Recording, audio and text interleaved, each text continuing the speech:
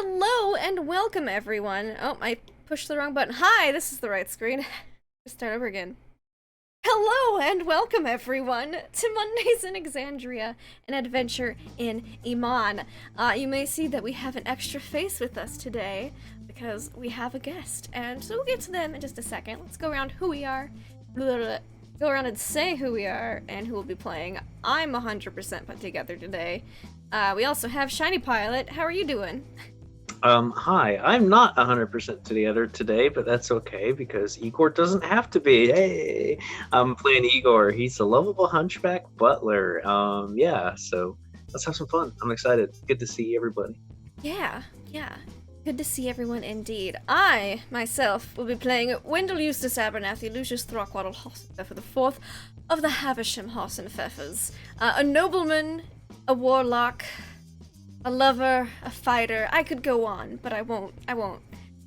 Not that it would bore you, I just, there's other people here too, and I need to share. So, we also have D20 Coup de Grace. How are you? Yeah, that is me. I'll be playing Harlan Flipcloak. He is a hobgoblin wizard, a diviner, and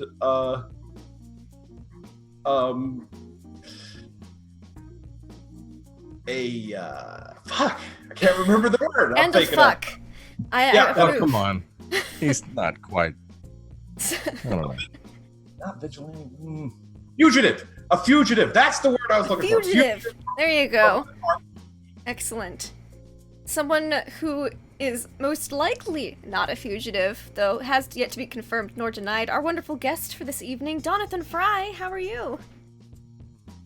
I'm doing great. I'm very excited to be back here again playing with y'all. I'm playing once again Nikolai.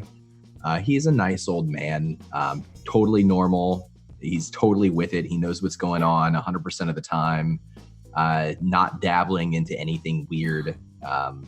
And he's a doctor with a license. Yes.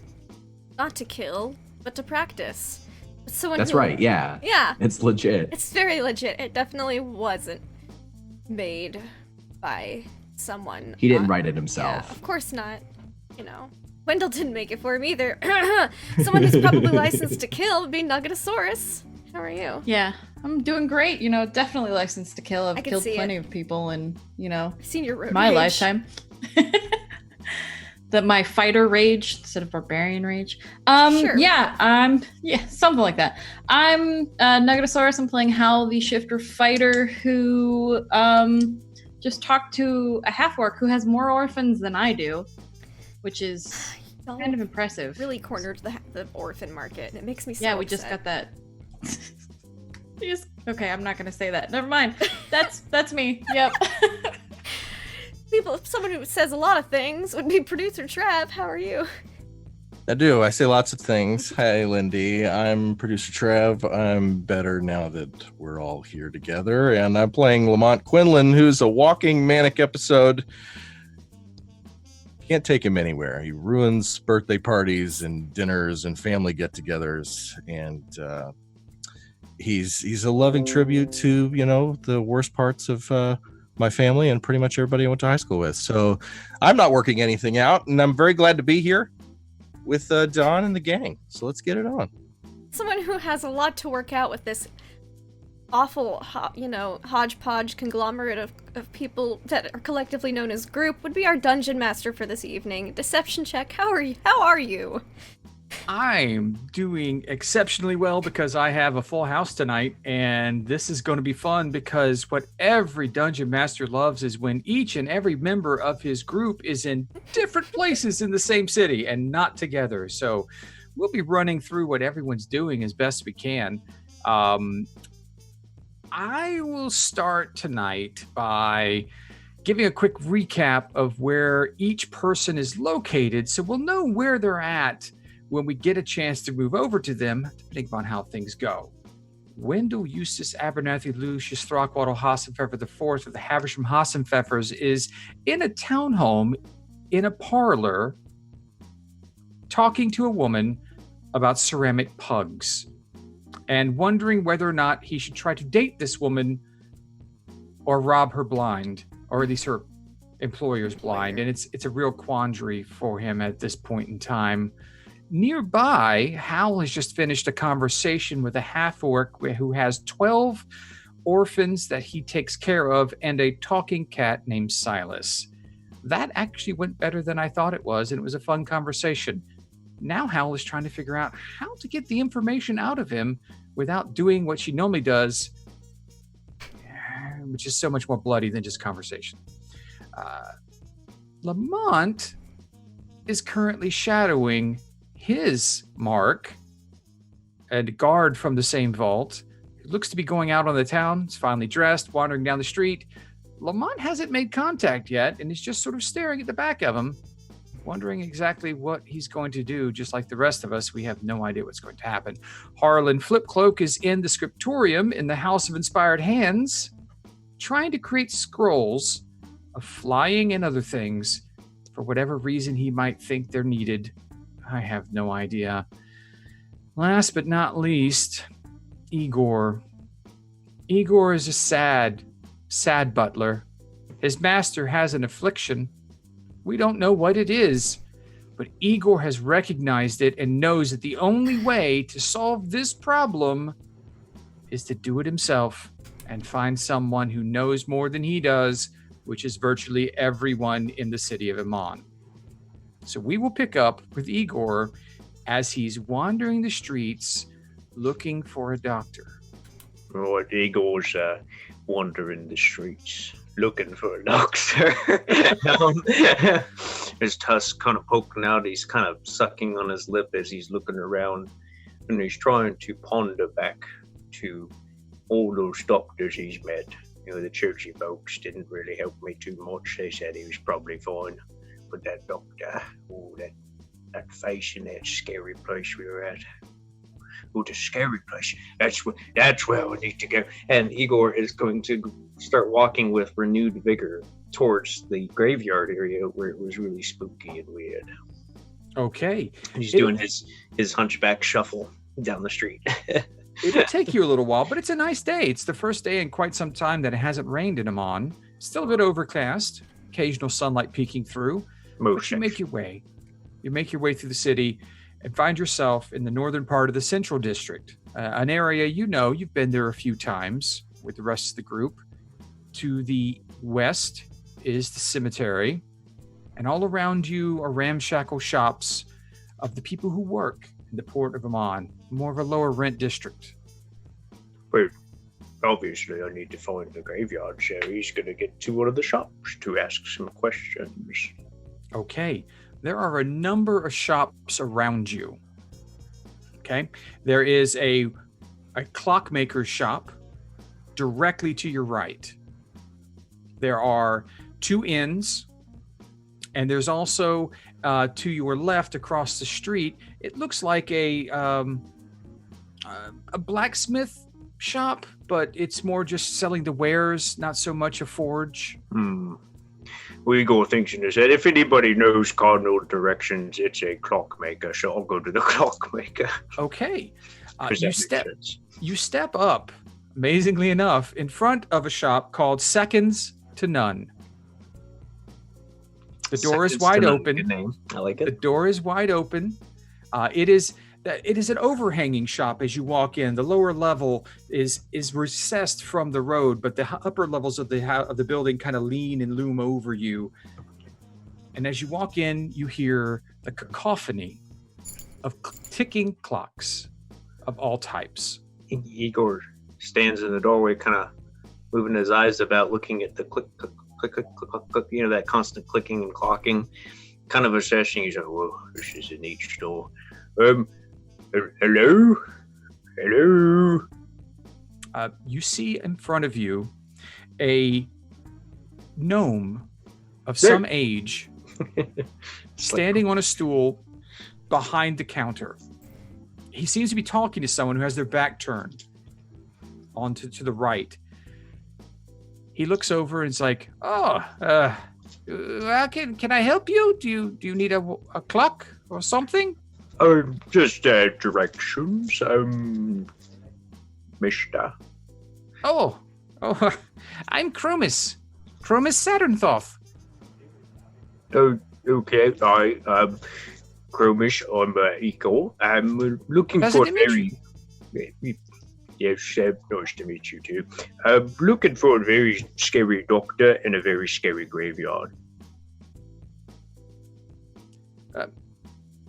Might I ask why you're looking for a scary doctor? I In a need graveyard. this scary doctor because he's like the best scary doctor. He knows how to fix things. He just happens to be in a graveyard because that's where his office is, I think. Most doctors set up in graveyards, right? Chromis kind of looks to his left to the person he was talking to. Just looks over at you and he's like, I don't know any that actually have offices in the graveyard. Cemeteries are normally where doctors who fail go to see their patients. Oh, he hasn't failed at anything. He's the finest doctor. Oh, well, do you know this doctor's name? Actually, that's a good question for you, DM, as he sits there and ponders. Would he remember the name? I mean, I know the name, but would Igor remember it? Do you know if Igor had any actual vocal connection? Wendell with does You've heard his the talk name about number. him. You've heard the name a number of times. Okay, and then he would look at me and go, "Is it Nikolai? Nikolai? Yes. Nikolai. Yates. Yeah, Nikolai Yates. Yes. No. Nikolai, you hear a half-orc standing next to you that you think looks somewhat familiar, asking about you to the proprietor of this particular shop. Yes. So Nikolai's an old human with like gray hair that's his hairline's been fading for a long time, but it's still there. He's still got a full head of hair and it looks kind of uncombed, and he has a craggy, gaunt face, and he's hunched over right now. I think he wears like nice attire, like the kind of an attire that like maybe a professor would wear with like a nicely tied tie, but all of it's very dirty. So even though the tie is tied correctly, it looks like maybe he's been wearing those clothes for days and he's acquired like a layer of dust on top of all of his clothes. And right now I think he's probably like hunched over the counter in front of the gnome, and there's like a clock there, and he's opened the face of the clock and he just keeps dialing back the numbers and then watching it, and he dials back the numbers again. And like he's kind of mumbling to himself, I gotta get back. I gotta get back. And then he hears his name and he kind of glances up to Igor and clears his throat and stands up. He's still hunched, his neck forward, and he says, hello there, son. You said you're looking for a doctor named Nikolai? Oh, you the doctor named Nikolai? I'm a doctor named Nikolai. Oh my, you look familiar. And he kind of like stretches a hand out to like not touch his face, but like almost touch his face on the side of the cheek, and then he pulls it back. Igor's like eyes like narrow on your hand, and then they glide back out as you pull the hand away. Have we met before? Maybe. Did you help some of my friends and I in a spooky graveyard a while ago? That does sound like something I might do. I do spend time totally for legitimate reasons in graveyards. As one does. I mean, all the great doctors spend time in graveyards. It makes sense. Is there something I can help you with? He kind of leans in, kind of conspiratorially. Oh, I need your help with me, master. What sort of person is your master, if you don't mind my asking? He's a terrible I've got man. trouble. He's absolutely normal. He's the worst master on the planet, but I serve him faithfully, as is my duty in life for the moment. But he's not right, you see. Something's gotten really weird about him. Oh, I've noticed it, but nobody else seems to notice it. And the priesthood, they think he's just fine, and I don't believe it. tell me about your master's hands. What do their hands look like? Old person hands, kind of Hmm. manly, and hairy, and Oh, you can tell he looks visibly disappointed by that description. Igor's sitting there trying to think of. I've never been asked to describe the master's hands. They're kind of dainty as well, with man features on them. Seeing as Igor's a half orc. Yeah. Well, I suppose it's worth a look. What symptoms are your master exhibiting? He eats a lot, like so much food. Oh, I thought I ate a lot, but now he's starting to out-eat me, and he used to not out-eat me. I think he's got a parasite. All right. Any other symptoms besides onset sudden hunger? Well, I mean, it's not just like, sudden hunger. He used to eat all the time. And he's gotten really snappy with me about me eating food and how I pack the bag of holding or whatever we call it these days. He doesn't let me put poop in it and stuff like that. He's very mad with me. All right. Well, I would be happy to meet him and give him an examination. Oh, if you could right away, seems really weird. Of course. Of course. Can I escort you back to him at this moment, or are you busy with doctory things at the moment? Oh, and he kind of turns back to that clock and he bends back down, and for a moment he kind of gets lost with the ticking, and the ticking you can hear like all the ticking of all the clocks. And I imagine like every once in a while, like one of the clocks, because he's set them all to different times. When he came in, he went around and he moved them all to different times. And so like every once in a while, there's probably like that hourly gong. Maybe like a bird or something shoots out of one of the clocks. And he says, perhaps we could discuss payment first. Are you able to pay? We have lots of money, yes, but the master has me money. It's for safekeeping, so I'll just get you to see the master, then the master will give you my money. That sounds fair. For the moment, I could clean your clothes if you'd like. I'm very good at cleaning things. Oh, no, they're actually part of an ongoing experiment, so I can't clean them currently. You really are a genius doctor doing experiments in the open like this. You must be the real deal. I am. That's correct. I am a doctor. Igor's convinced, even if this was the wrong Nikolai, it sounds like the right Nikolai, so whatever, it's good. All right, so shall we depart? Certainly. Thank you, Gnome. I forget your name, but as soon as I paid, I intend to come back and buy all of these clocks. So don't sell them to anybody else. It's okay, Nikolai. Why don't you take this one? And he pushes the one you were just messing with. He goes, just take that one with you. And the rest will still be here. He kind of looks down at this, like, handheld. It looks like maybe a grandfather clock, but it's smaller. I was thinking it's like one of the mantle clocks, the big square ones that sit on top of a mantle. Yeah. He's like got it in both hands, and he kind of holds it up, and he just turns the dial back one more time, and he lowers it down. He looks confused for a second. He looks over at the gnome and he says, "Excuse me, master. Have you seen Anna?" He just sort of kind of like sighs. He's like, no, Nikolai, it's fine. Take the clock and help the young man. Yes, of course. Where are we going? And he turns to you, Igor. Going back to the inn that my master and his company has purchased. very well. Don't walk too fast, but let's be on our way. Igor kind of gives like the side eye to his hump, like, okay, walk this way, and right. he'll lead you outside.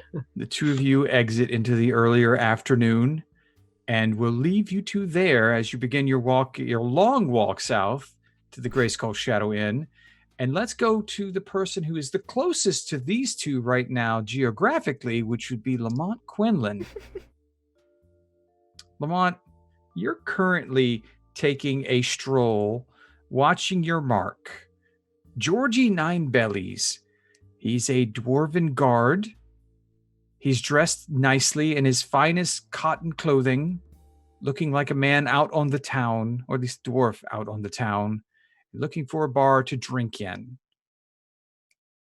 You're tailing him. What do you do? Cotton, huh? It's a good sturdy cotton clothing. I kind of close the distance with him and pick up my feet a little bit. Kind of. He's whistling a happy tune. I kind of like turn around and start walking backwards and kind of like walk up past him. Like, hey man, that looks like a comfortable shirt. Aye, it is. It's beautifully done. You got the open neck and you got the rolled up sleeves there. That just looks really very breathable and comfortable. Aye, well, you're going out for a long night of drinking. You need to be comfortable. Well, I could not agree with you more, and I would describe myself as a man for whom comfort runs deep. I just can't take if you put me in a pair of, polyester pants, I think I'm just going to throw up. You know what I mean? I need to breathe. I need to be comfortable. You know what I mean? You're saying a lot of things that aren't making much sense to me, but I understand drinks, so would you like to join me? I'm heading up to a bar right up here. Oh my God, I am completely thirsty. I was just going to ask you, I know there's one up here, but I can't find, I don't know which of these is, the real deal. I'm from out of town, so. I will. As the bars go here in town, for Iman, you'd stand a better chance in Abdar's Promenade, or even one or two on the outside, south of town. The Gray Skull Shadow is a nice place to grab a drink. But when you're in the Temple District, it's a little bit more uptight. So I'm heading to the Blessed Spring, if you wish to go. Blessed Spring. Well, let me tell you something. If you don't mind, I will tag right along because I have got to know where you got that fabulous shirt and, get a frosted barley pop there. You know what I'm talking about? Tall soldier. You're a strange one. What's your oat name? Soda? You want 2 oat sodas for me and you? What do you say? I'm more of a whiskey drinker myself. Don't like the ales as much. Sure. I'm a light beer guy. A lot of people look sideways at people who like light beer. Turns out it's higher alcohol content than most darker beers, but that's neither here nor there. Hey, I'm Lamont Quinlan. I'm very pleased to meet you. Aye, Georgie Ninebellies. Good to meet you as well. Ninebellies. Is that a real thing? You got 9 of them in there? It's a family Where name. Where are they? I'm just messing with you. I can put back food. It looks like I have 9 bellies, but I bet you can. It's not You the got same broad thing. shoulders. You got broad shoulders and good posture. All right, where are we going? Aye, as I said, the Blessed Spring. Blessed Spring. I'm about to take a Blessed Spring here. I'm going to hit their restroom just as soon as we get in there. Now, you're a strange one. This should be an interesting evening. I'm a lot of fun. I got I'm good times. I'm a party in a can. I'm sure you are. So, it's right up here. You caught me just as I'm about to go in. Excellent. Let's do it. I got to pee. Here we go. He points over to just a single-story building, kind of low, clean, very clean, wide open windows. Looks like they're washed every day. There's no trash. There's nothing out in front of it. And it even smells nice as you get closer and start walking inside. There's the air of that older beer smell that just never gets out of wood and bars. It's always there no matter how much you clean it. But it still has this aroma of fresh flowers. It's just clean and nice. And everyone inside is quiet, drinking respectfully. There's 2 people behind the bar. Don't seem to be doing much besides cleaning. One's on a pitcher cleaning out a pitcher that's just been emptied, you imagine. The other one is wiping down the bar. There's a few patrons at this time of the hour.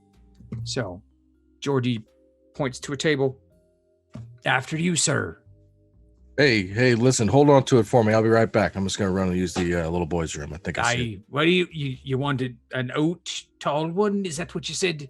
Is that something light and just the ale. Give me the lighter ale there. a light ale? Or okay. Yeah. Maybe we can mix some water in it, make it lighter for you. Is that what you want? Oh, you're funny. You're a funny guy. No, come on now. I'm a big boy. Go on. I'll get you something. Listen, don't mess with me now. There better be two of them when I get back. Here I go. I'm gonna get lost. Back here. Where am I going? This way? I'm going this way. Goes to the bathroom and he goes inside. And he basically checks everything he's got on him. He hides his two short swords in the small of his back, and I think he actually does he hide them? I don't think he needs to hide him. He just kind of like straps him in, and then he checks that he's got his dagger, puts it in his boot, and just kind of straightens himself up, takes a leak, washes up, and comes back out. Hey now, the party can start. You see Georgie sitting over there. He's got a large glass of something dark brown in his glass, and then there's two clean pitchers of light ale with one glass between them. Look at this. I'm lightheaded. You're about to get me into trouble. Excuse me, everybody. This gentleman and I are about to drink all of the hooch in this building. So you better go ahead and get your refills now, because we're about to have a championship drinking contest right here.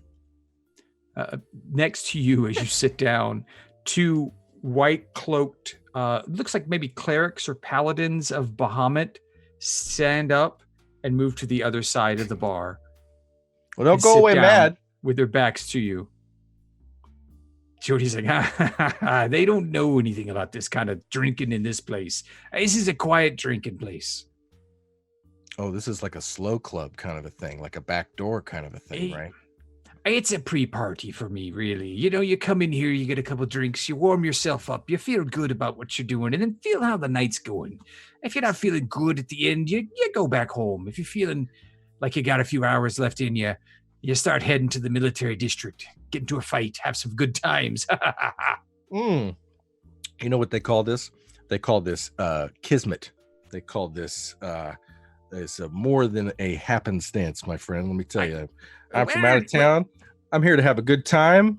And you and I could tell that, like myself, you, my friend, have got the gift of gab. I'll talk a bit when I drink, but I gotta tell you, I don't understand half the words you're saying there, but it seems like your heart's in the right place. As long as you keep them pieces that you got strapped to you there in their sheaths, we'll be fine.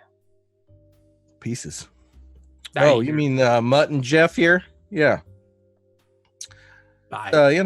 Street. It's you got to protect yourself. It's been a long trip from where I'm from. Where might that be? Susanville. Susanville. Land? Yes. Land. Shire. Well, the land is that it's on. Susanville is on land. That's near. I don't recognize that particular place. It's very small. It's a very small piece of land. It's a family. It's actually the name of like the estate that. Okay, and that's like outside Western or Stillben. Further than Stillben. Out there, way out there. That's what I'm telling you. I'm ocean. Then you're further than Stillben's. Menagerie Coast, maybe. You sail all the way over here. All the time. Stillben's on the coast all the time. And now I'm here. I got a little jingle in my jeans. You know what I mean? Are you sure you haven't been drinking already today? Came into Have you been drinking already today? You just told me you're from a weird town that's very small, named after a place that you live that's in the middle of the ocean. no, it's on a piece of land. Sorry, I almost knocked my beer over. It's all right. It happens. Land. I get a little first one I get a little jittery. The second one, you get into that mode where anything is possible. You know what I mean? They say never have that third drink. That's not it's not going to happen here tonight. It only takes two with you. All right. 220. It's all good. No, actually, I'm from another world where I was Portal Master, which is basically like a champion scientist, sort of cutting edge research into dimensional and planar travel. And I was murdered by my best friend, lost my entire family and wife, daughter, screaming. I was ripped to whatever the hell this is supposed to be here with people like you. And now, best I can do now that my mind has been touched by a god in the dark and supposedly rearranged, I'm left with nothing but loss, regret, greed, and real urge to beat the shit out of somebody. So this is the deal. I'm going to drink these 2 pitchers, and then you mentioned something about going and getting into a fight with somebody. I want to destroy something beautiful. What do you think?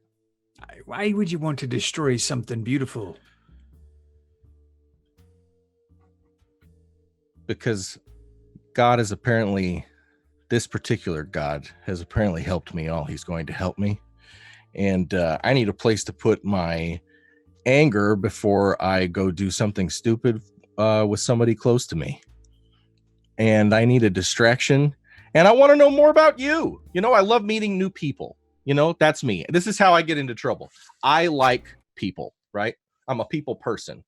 I find somebody, I'm interested in them, their story, something, some twinkle in their eye, something unique. I want to find out more, So you look like the kind of guy you're into, you got a comfortable aesthetic. You like to have a good time. Let's, throw a brick through a windshield. You know what I mean? Rip it up.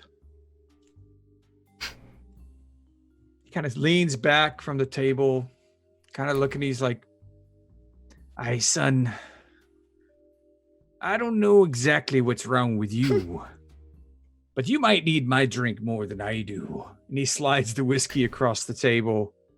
"Why don't you start from the beginning, and we'll see exactly where your night ends up. All right?"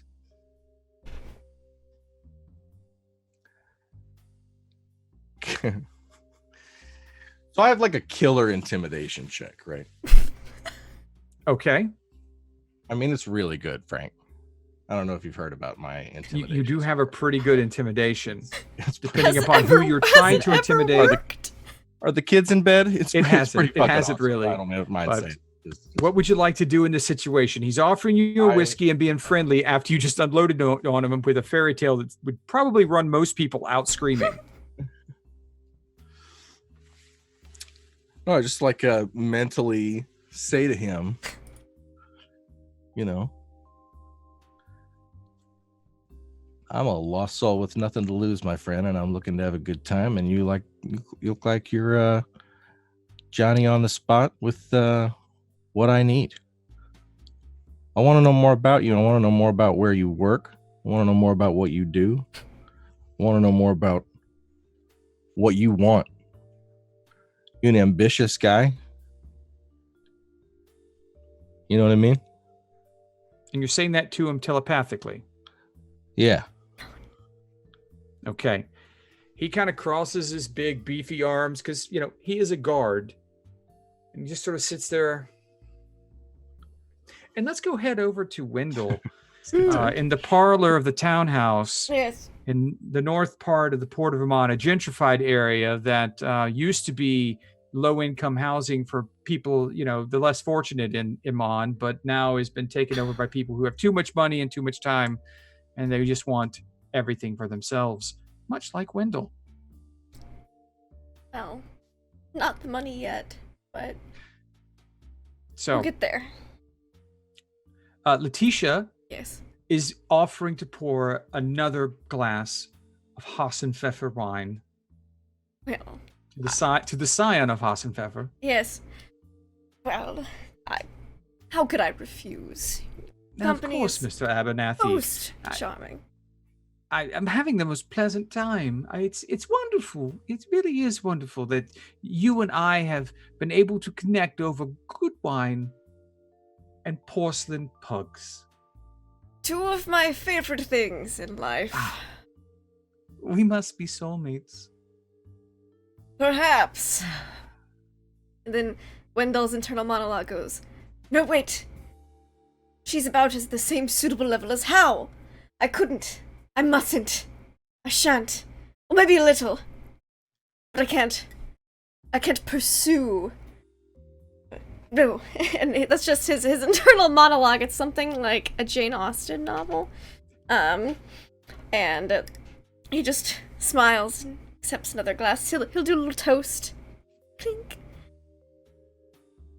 Why, Mr. Abernathy, you seem to be deep in thought. Oh, well, that tends to happen when you're having such a splendid time. Makes you think about just life in general. Where you're going, what you're doing. Who your friends are, I can see that. I find myself just thankful for the surprise new friends we get to make along the way. Like Hear, yourself. hear. Can I call you Eustace? Of course you may. Oh, thank you. Feel free to call me Letitia. Oh. Well, the new team. So, porcelain pugs, good wine.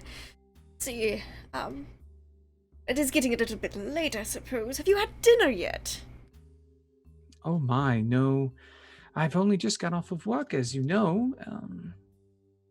I normally just fix something simple here locally. Maybe I'll go to one of the little corner shops nearby, pick up some cheese. Oh, that is quite delightful. I know of this place that could be quite delicious for dinner.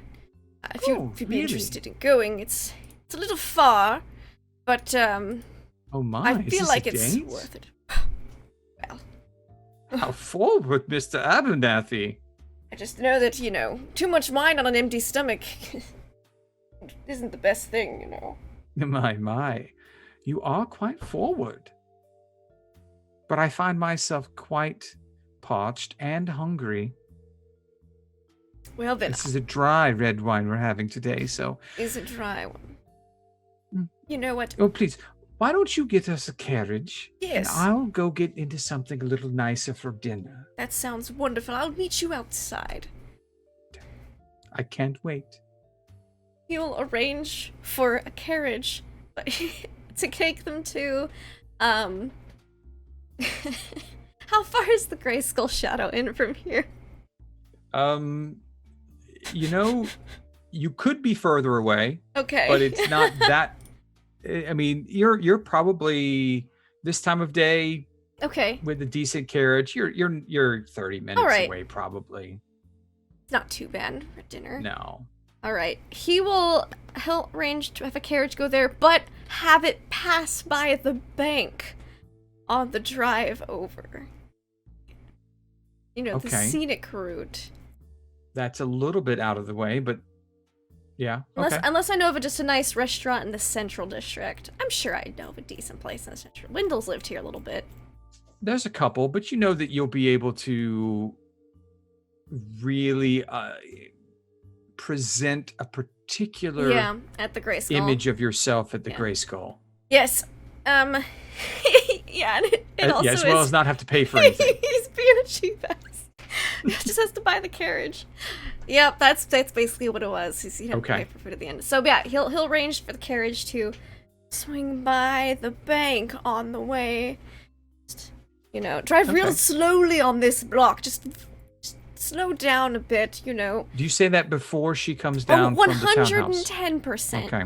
Yes, that's like the first thing he goes, and then As you're giving that particular direction to the cabbie, she comes down. She's wearing a very nice looking black, almost semi-formal outfit, tight coat, wider kind of dress, very long ankle length, very brightly shined boots. She's dressed very nicely. I adjust my hat. I disguise. And I'll open the carriage door for her. She nods and thanks, gets in, and you ride off. And before you make it to the vault, let's go check in. Let's check in with Howl. Howl, you've just had a wonderful conversation with a very nice, very large half-orc man who was being attacked by 6 children, the ambush squad, Yep. and had a conversation with a talking cat named Silas. Yes, I did. And then You I think walk- he went into the house, right? Yes, he went into the house to be attacked by 6 more children for a grand total of 12 miscreants. Right. So the bag, he had a bag of food with him. Did it have, it just had bread in it, right? It had bread, some cheeses, and it looked like there was some wrapped white packages, which might be meats of some sort. They look like butcher packages. Yeah. God, I don't know how to get into this house. I'm gonna go find that fish cart that I saw. Okay, all right. It was like 2 blocks away. I mean, this area is right on the outside of the port of Amman, so along a main entrance into it. So there's a bit of a congregation there with people that don't want to go in or out. So there are a lot of carts, little shops and whatnot. And you see a dried fish cart, like little fish on sticks cooked. They're almost like anchovies, but a little bit longer. You know that they're like a delicacy here, kind of like a street snack kind of thing. Okay. They're lightly fried and cooked. Okay, I'll get one of those for the cat. Okay. It's like a silver. It's not a big deal. Okay. And then is there like a sweet shop or like a dessert shop? Roll me a D100. Roll low.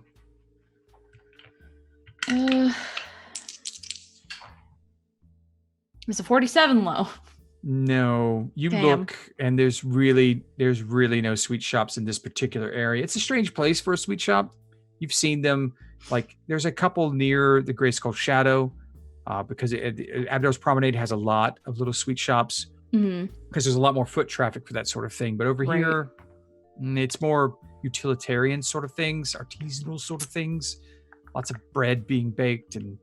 Oh, if there's bread, there's a bakery. Would they have pastries? Yes, you could probably get some pastries there. Cool. I'm gonna go into the bakery then. Okay. Simple bakery, nothing too special, not like that meat pie shop you guys ran past earlier. You're able to get, what are you looking for? Enough pastries to feed 12 kids and a half orc. So a baker's dozen is what you're looking for. Yes. Okay. So Exactly that. You get like a baker's dozen of apple turnovers. Cool. You know, they're in season, pretty easy to get. It doesn't cost you much. You're talking like a couple silver and you get the whole thing. Okay, I'll hand it over then. And then I'm gonna head back to his house. Okay. You head back to the alley where you saw him going up the stairs to what looks like a door into an upstairs rooftop apartment. Okay. I will go up to the front. Do I see the cat? As you reach the top, the cat is sitting there. It's like, what are you doing back? I got you the fish that I said I was gonna get you, and I'll put the sardines or anchovies or whatever they were on the ground in front of him. And then, like, I have my own kids, so I know how much it is. So I got them turnovers, and I'll like open the box and show the cat. Fish is better. Did you bring nip? No, I couldn't find any. There's not really here, but I got you fish. Just patting the fish, like, Maybe next time I can bring some nip. All right. You Okay. can go in. Thanks. And I'm gonna knock on the door. You see one of the little children open up. Just a little halfling girl, kind of tiny thing, but you know she's older. Pigtails, dirty cheeks. She reminds me of Jenny. When you found her, yeah. Yeah. It's like, yeah. Hi. Hi. Who are you? Hi, my name's Hal. I met your... Howl like a dog? Like, yeah. Ow! Yep, just like that. Oh, okay. Dad! Ow's here! What? Ow's here. Give me a second. You're clomping foot because he's big. He comes looking around the corner. He's like, oh, Howl, right? Yeah, like she said. Ow. I get the connection. Wait, what do you do? What do you want? Sorry, I just wanted to. I mean, like I said, I have kids of my own, and I know how like intense it is. So these are for you. Kind of grabs the box. Hand over the croissants. Opens it up. Is like apple turnovers. There we go. Thank you. I like apple. Apple is very good. It's the second best fruit. What's the first? Kiwi. I don't think I've had kiwi. It's good shit. It's tropical. It's really good. Natural coast fruit, that kind of thing. I can't pay for imports. I got I've had 12 it- kids to feed. That's true. I've had it twice in my life, and it's phenomenal. All right. Okay. Well, you might want to stand outside for this. And he turns around and goes, kids, snacks. And he opens it up, and it's just like a feeding school of piranha. Just come in and just devour. The box is torn. Bits are thrown around. The kids jump in. They're having a grand time. Okay. He turns around. He didn't even get one. Somebody grabbed two. He's just no. like, gosh. All right. So I'm going to like. You want to Be come like- in? Yeah, I guess that's fine. It's not really much. I mean, it's best I can do with my salary, but yeah, No, come I on get in. it. I get it. Like I said, I have kids too. You walk in, and it's just basically like you see there's a pocket doors on the far wall that are closed, and then it's just one big open room, and there's just a long table that takes up one whole side of the room on the left, and then there's a chair in front of a fireplace that's kind of like it's a cooking fire kind of fireplace, so it's a multi-purpose space, and then a lot of little stools and like rugs and towels and things on the ground that the kids might sit on. And he goes and sits down in his chair, and he's like, I don't really get, he's like, dusts off one of the chairs and stools and puts it beside. He's like, I don't really get visitors.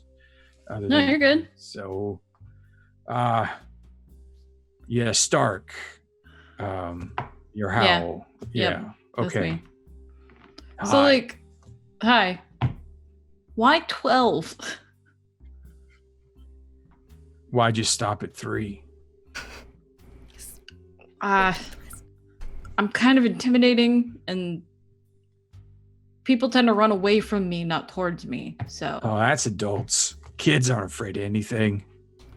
Yeah. You're not scary. Right now, at least. Whatever.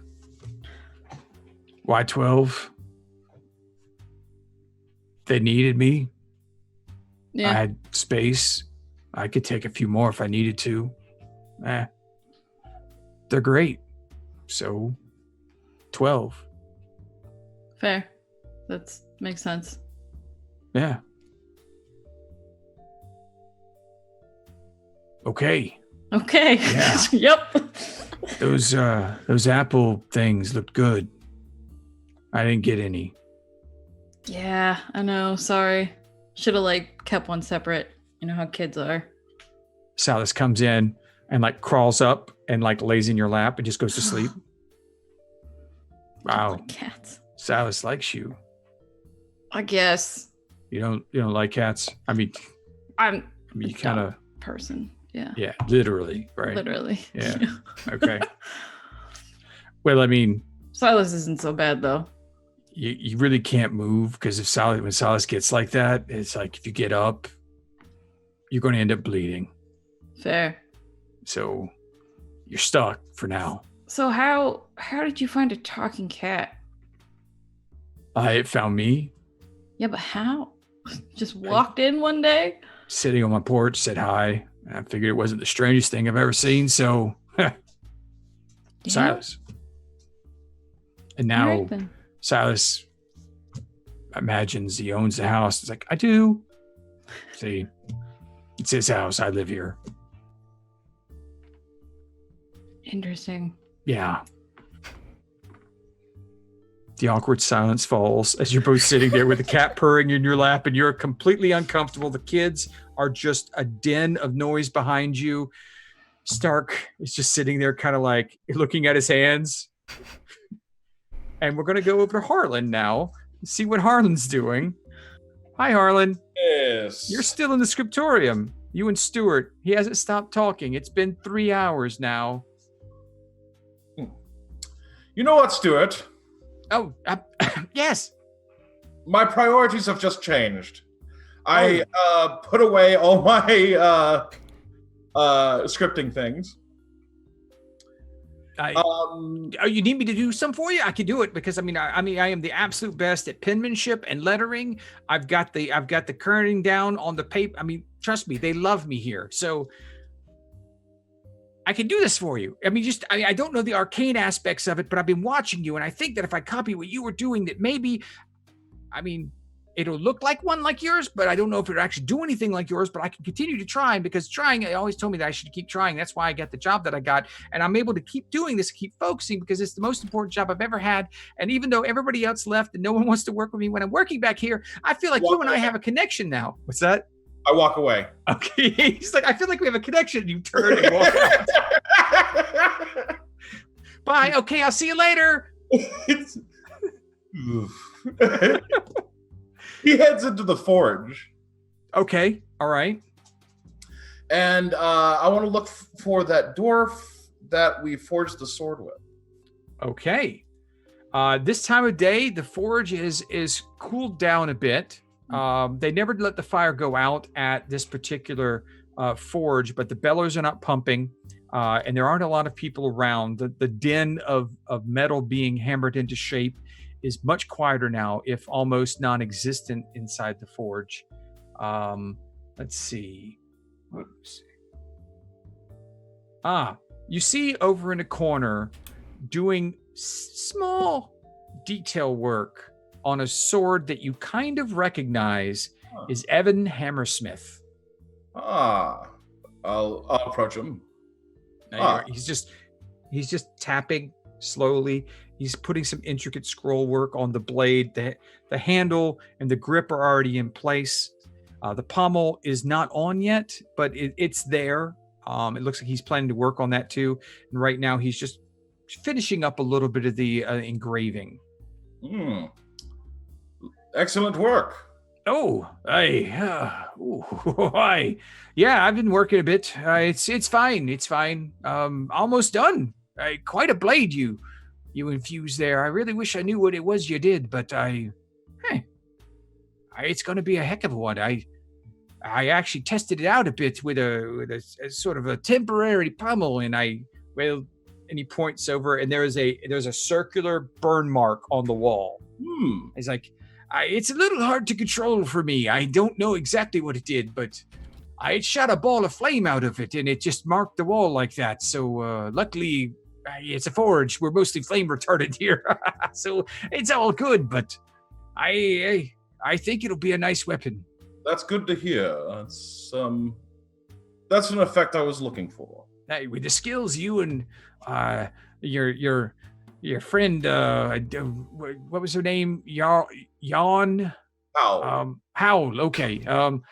You two together, I've never seen the like of it. I've never seen actual infusing of magics into the metal as it being forged before. So that's something you guys could probably make some money off that if you ever wanted to have a real, a real job.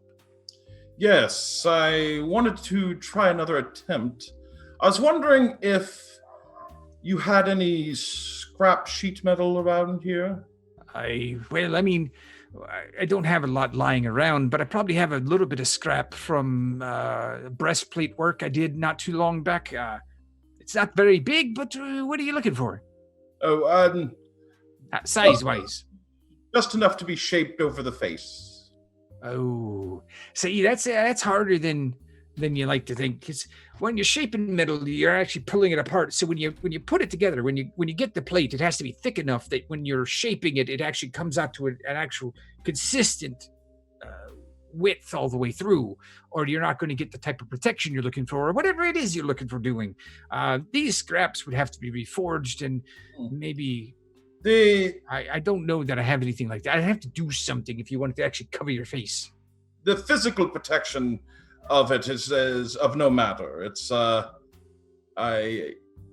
I'm going to try to infuse it with some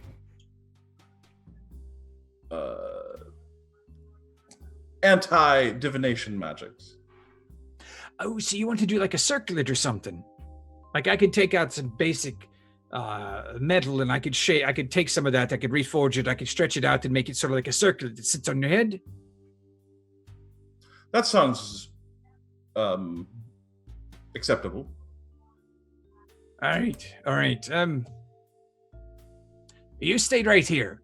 You see him walk over to a door you didn't notice in the wall, and he opens it really. Bean, Ball, we gotta work. Get the bellows. Go, come on. We're gonna. I don't care what you're doing. We're gonna have some fun. And so he gets to going, and it's gonna take a little while to get the forge back up to temperature to start working on your metal. So we will move from there. Well, not there. We are going to go to Lamont right now. Put the drink down. Well, no, actually, pick the drink back up because you're back in the bar and you've got Georgie with his arms crossed sitting at you like, you're kind of concerning me there, son. Yeah. What? It's not nice to be talking into people's heads when you got a perfectly good mouth on your face right there. So,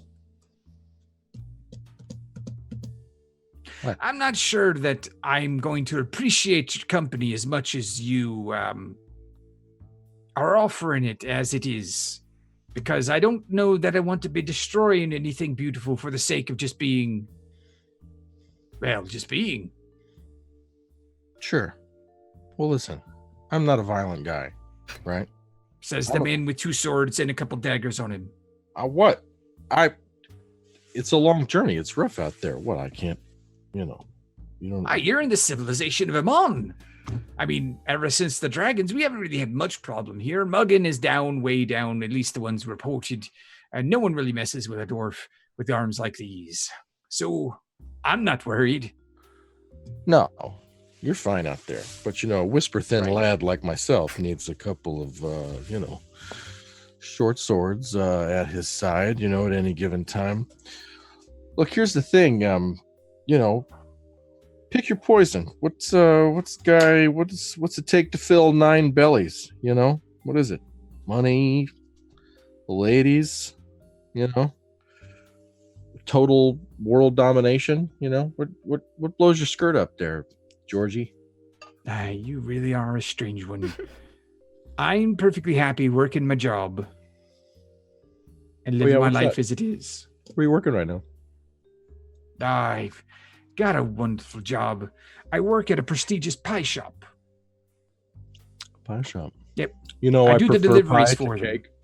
Yes. A lot of people go cake, but I prefer pie. No, these are pies. And they're great.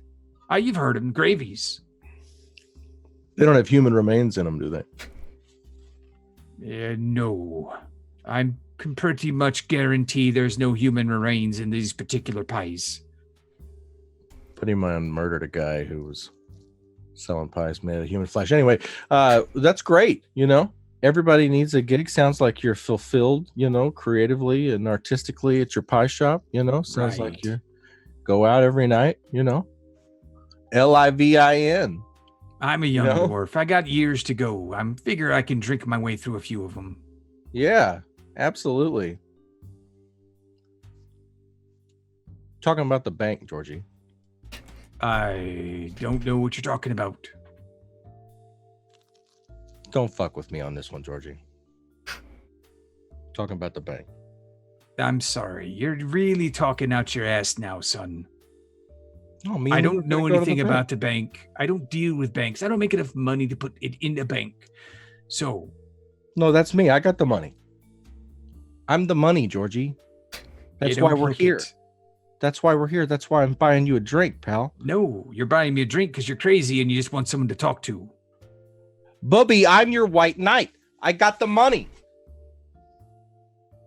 Let's do this. We're gonna walk right in the front doors.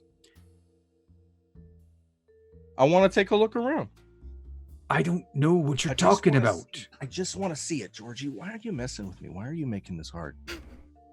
We could be Son. having a fun time. Son, I'm sorry. Maybe one of these fine people in the white cloaks can help you find the help you need. But right now, I think you're a bit lost, and I don't need to be the one finding you. So I'm just going to go ahead and pay up and head back to my house because you've ruined my buzz for tonight, and I think I just need to go home and get ready for work tomorrow. So I hope you find the help you need. He gets up and starts to walk away. Can I just try to intimidate him while he's on his way out? He seems to be quite angry at you right now and a little bit concerned. So your intimidation is going to be difficult at this time. You know, we do difficult things. The world's a difficult place. Go ahead. We're not afraid. You may certainly try. Love saying that. It's tabs though, Frank. When we open tabs, we don't know. Oh, okay. Okay, so here we go. So I'm gonna roll this. How are you going? Okay. But I don't want to look at the number. Don't tell me the number. I didn't look at it. Okay, you didn't look at it. How are you trying to intimidate I want to mentally Georgie Nine Bellies, the big, thick dwarven guard? I want to reach into his mind. I'm the terror what strikes in the dark, Nine Bellies. And you're going to let me into that bank, or I'm going to tell everyone what you saw and what you did. They'll all know, Georgie. And it'll be me who told him. And I'll see you in your nightmares if you walk out that door. He turns around, puts his hands on his hips. He's like, first off, I told you not to be talking in my head. Second, it's not nighttime yet, so for you to be the terror that stalks the night, you might want to wait till it actually goes stalk down. the mid-afternoon. It doesn't quite rhyme the same, does it, son? Now look, if you're looking for a good thrashing, I'm sure I could put you in your place real quick. But if you pull the steel, those boys back there are probably going to have to put you down. So, what's it going to be? Let me live my life or find yourself in jail? It's fine. It's fine. Go do it. Go do whatever you're going to go do. I'm finishing my... I hope you find the help you need, son.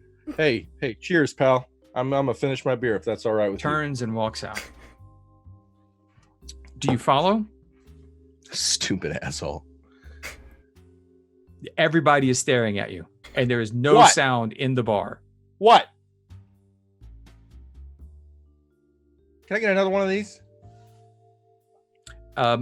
A white-haired older woman walks from a doorway behind the bar, not the two bartenders you saw, walks out, kind of stooped a little bit, has a cane. So she's taking that step, cane, step, cane, step, cane. You know, she's like, gets over to your table, looks at you, she's like, I'm sorry, son. I don't think we're going to be able to serve you anymore today. You look like you've had more than enough. And my other patrons are a bit concerned about your well-being. Hello, I think it's better if you know who's talking to you. I'm Griselda Gazelle. I own this place, and it's a pleasure to meet you. And I wish it was under better circumstances. But I need you to leave, son.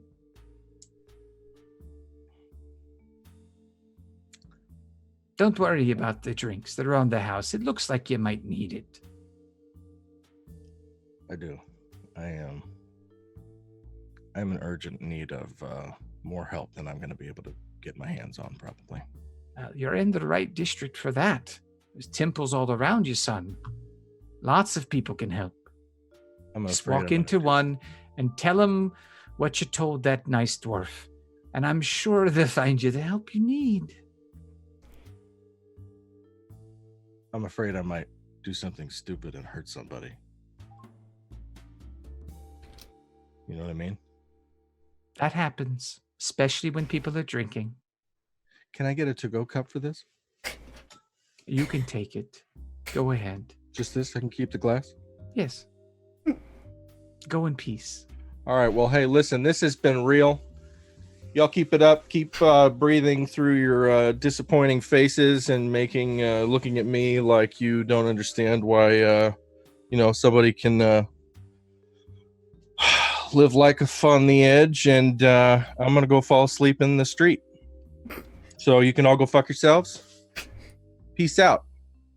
Oh, son, you're better than What? that. What? Do you understand what I'm up against? Yourself, it seems. I can never go home again until I rob the bank or something. You got any money? You got any cash on you? Huh? How about you? Everybody in the bar stands up, and you hear steel being pulled out from sheaths. That's cool. I'm just talking about money. People worry about money all the time. It's one of the main things people fight about is money. So I want to see something. I let go of material concerns a long time ago. So y'all.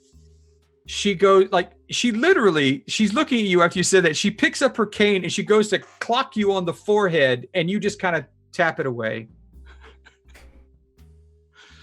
You need to go. All right. Y'all be safe going home. Okay. It wasn't a malicious swing, by the way. It was just like she was going to knock you on the head, like, wake up, son. Sure. But she missed, so. It's adorable the way she hit me. Poor Lamont. And you walk back into the afternoon sun. Let's now turn back over to Nikolai and Igor. You now have made it a good ways through the Central District. You're probably halfway there now. The two of you walking in the afternoon sunlight of an overcast Amon day. I don't even know where to begin after all that. I think Sorry, Nikolai. yes. I think Nikolai sniffs something in the air. He kind of looks over to Igor while they're walking at some point and stops, and he puts his hand on his shoulder. Says, "Is that pie? You smell pie." I smell something burning. Might be pie. It's not good to burn pie. I mean, it's not. That's. I'm sorry, young man. What was your name again? Eagle. Your doctorinish Eagle. Igor. As I serve window, we're gonna go fix. Oh, good. Yes, that's what we're going to do. Fix Wendell. Does Wendell know where my Anna is? Your honor? Did you say? Anna, my Anna. Honor. He's like leaning in like honor. I don't know if Wendell knows where your honor is. It could be where you last left it. Her. He's bobbing his head, equally confused. She went out to get berries for pie. And, maybe she hasn't come back yet. Maybe your honor's getting pie and will bring it to us in Wendell. If you fix Wendell, he probably would know the answer to all your questions. Maybe they even have pie. That seems far-fetched, but there's something about your face. I can tell that you're an honest young man. He just kind of gets a smile. I've been known to be a very honest butler. It's true. Yeah, are we close yet? My feet, and my back. Oh, we are almost there. So, would you like me to carry you? Yes. Would you? All right, Igor stretches a bit. I've carried my master many a time to expedite travel. Oh, I shall lift you up. I don't know how big. He's small. He's small. He's Okay. a small, skinny old man. All right. Well, Igor's like 6'2", hunched, and he's strong. He's very strong. So Not a problem. he'll pick you Yeah. up, and he'll be like, He goes. if you don't mind a bit of a Oh. wobbly ride, just Right. hold still, and Hey. we'll get going. And he's kind of got the hunchback wobble while carrying you. So your head's probably going like this. the whole I time. feel like I'm flying. Never heard Wendell describe it as such, but all right. We're almost there, I promise you. Just hang on for the ride. And Igor will expedite his walking. Okay. You're You're going to start walking a little faster now. Yes, he will walk a little bit faster. Okay, perfect. That gave me an idea. We'll be right back to you in a moment, because now we're going over to Wendell Eustace Abernathy, Lucius Throckwaddle, House of Pepper the Fourth, the Havish House of Peppers, who is riding in the Well. carriage Yes. with Letitia. It's ink brush, yes. You are driving slowly past. Yes, and I've got vault. like little windows open, and then kind of like, Now, in the direction you're going, because Yes. did you let her go in first, or did you go in first? I think he would have had his hat on the seat, which Okay. would have the worst view, so that because he remembers it, so he would want Mhm. her to see it. Okay, Have so a it's going to better be view. possible in the slow ride past the vault that she will see it for about 30 or 45 seconds. Okay. Okay. So, He'll start talking about as we're getting close and it's slow, like, yes, so there's some remarkable architecture in this area. I believe one of them's even a bank. I have not known of any banks in this particular area. It's very strange for a northern central district area to be financially associated. I know my accounting offices are nearby here somewhere. I'm not really? sure exactly where we are at the moment. I don't recognize these particular buildings. And then you see kind of like recognition Yes. pop in her eyes There's as this she looks at the beautiful building. and I always wonder if the outside's that beautiful, what the inside must look like. Yes,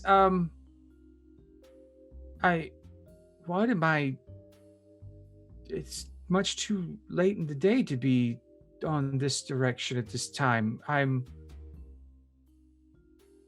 Eustace, what's going on? We're driving to dinner, and I was talking about the architecture. Oh, look, there it is. Yes, I often pass by, and I wonder. Just Yes, beautiful I building work like that. there. Do you? That's your office. Yes. You were telling me a bit First about it. Monian Reserve, yes. Yes. I work there. What What's was it it you wanted to like? know? Yes. What's the inside look like? It's beautiful from the outside. Oh, it's A foyer, offices.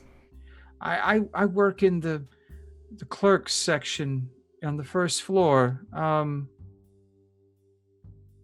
It's not much, really. I mean, it's a lot of very powerful people come in, not very often, but we Must be a deal lot with of people to money. work in a bank that big.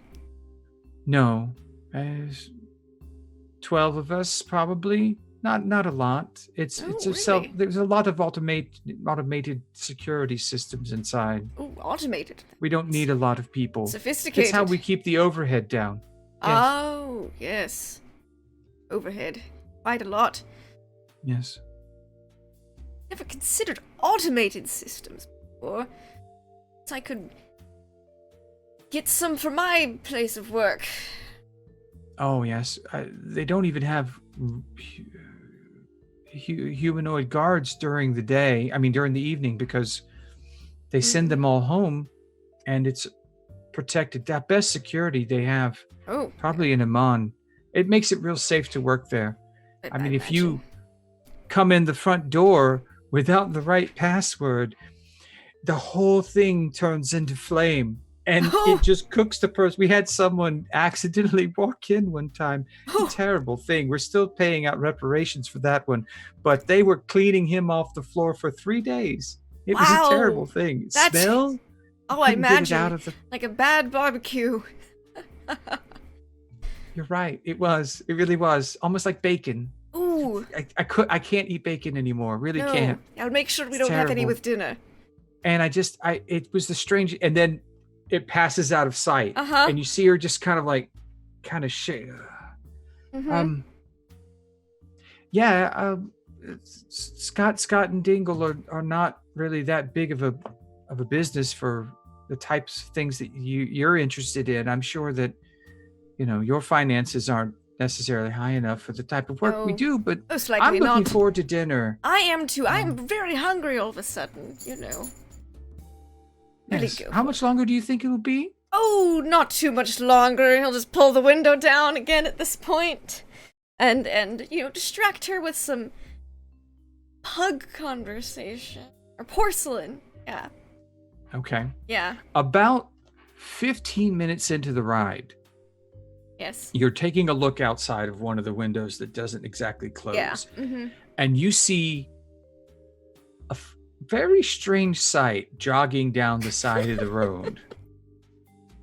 Your missing manservant, Igor, in his full regalia, carrying an older man that looks awfully a lot like someone you know, but you haven't seen Nikolai in some time. And they're both carrying a mantle clock? It's just an odd sight. I think he gets a look out of his face. Because he was not expecting to see that. He's just like, Eustace, is something wrong? I just saw a very odd sight along the road. Oh. Yes, nothing. Should we stop? No. I think I knew that butler too. No. It's just an interesting clock. Nothing nowhere near as interesting as pugs, of course. But it just caught my eye. It's all Oh. a bit odd. You looked like a ghost, like walked over your grave or something. I don't know. It was very reminded strange. me Your of face my got white. grandmother's clock. Oh. Igor, roll a perception check. Do you have a hat on? No, really. I do. Igor's the most perceptive one carrying a doctor who's carrying a clock. Oh no. Let me see what my modifiers are. Oh no, I If you think said, I "Oh mean, no," good. I don't It's a think it's high 9. enough. It's a 9. 9. No, okay. You see a carriage go by, and for a moment, you feel like you knew who was in there, but you can't tell for sure. There's probably just, a carriage. Okay. So both of you are almost back to the Gray Skull Shadow Inn. Hal, you're sitting in an awkward silence in front of a cooking fire in the den of 12 happy, sugar-infused children and a cat that's purring in your lap and smells oddly of cooked fish. Yeah. Yeah. So what do you do here in town, Lisa? Shit, that's my name. You're welcome. I, do some odd jobs. I don't really, Yeah? I'm not, tied down to anything right now.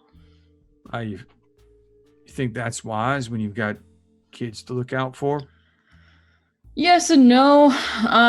One of my kids is, studying at the Temple of Bahamut, so there's that. Oh, She's such a badass. She takes after me.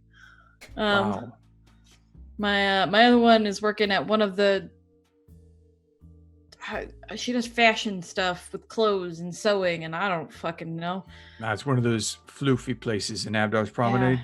Yeah, I had to do a lot to get her that job, so if she doesn't keep it, I'm gonna be pissed. How old are you kids? That is an excellent question. Jenny's 19. Olivia is, I think, 21, and Mo's 22. They're older. All right. Yeah, you're almost over. I mean, other than just helping them and all, but I guess I don't Yeah. have to really worry about apprenticing for a few more years with most of these guys. Yeah, Oldest yours are- one's 8. Yeah, yours are pretty So- little. I probably got 4 years before I have to find places for them. I mean, I've got some good recommendations if you ever want to start Oh, them yeah. early. Yeah, that'd be great. I Yeah. mean, I kind of like having them around, but it'd be nice if they could bring a little money in too. So, Yeah, absolutely. Any of them like weapons, blacksmithing? looks at his kids like, I think they'd like using them, but not Fair. making them. I don't think. Okay. I don't know. They still haven't found themselves yet. Fair. It's fun. They're still kids. Yeah. I'm still trying to teach them to read. I they don't don't even know get how to do that. So Oh, really? yeah. That makes finding jobs difficult. Being Yeah. a cook, if I couldn't read the recipes and their orders from the boss, I'd be in trouble. Yeah, you kind of need to know how to read to make stuff, Yeah. Why didn't Yeah. you ever learn to read? I mean, if you don't mind me asking, it's not like No. some sore subject or. No, it's not. I mean, I woke up 10 years ago in a back alley, nearly dead. No memories of anything. So that's my kids actually found me that day. So Okay, so which one adopted which? They adopted you? they Is adopted it like me. a cat it's like thing? Silas. Did they? Yeah, it's a cat Oh, thing. Okay. Yeah. They That's adopted fair. me. They found me and saved my life. It was near feral. They kind of slowly, very slowly brought me back. And I've been doing odd jobs for people ever since. You ever figure out where it was you Nope, came from? not a clue. Don't really have any Whoa. desire to either. Really? Yeah, had to be a pretty shit person to end up like that. No, not really. I mean, some places you take a stick over the back of the head and you wake up in an alley with nothing, not knowing who you are. I mean, it happens. Yeah, If well, you're lucky enough to wake up. yeah, that's fair. But like, ironically enough, my best friend right now is actually apparently somebody from my past, and he remembers everything. And he told me I murdered him, so that was fun.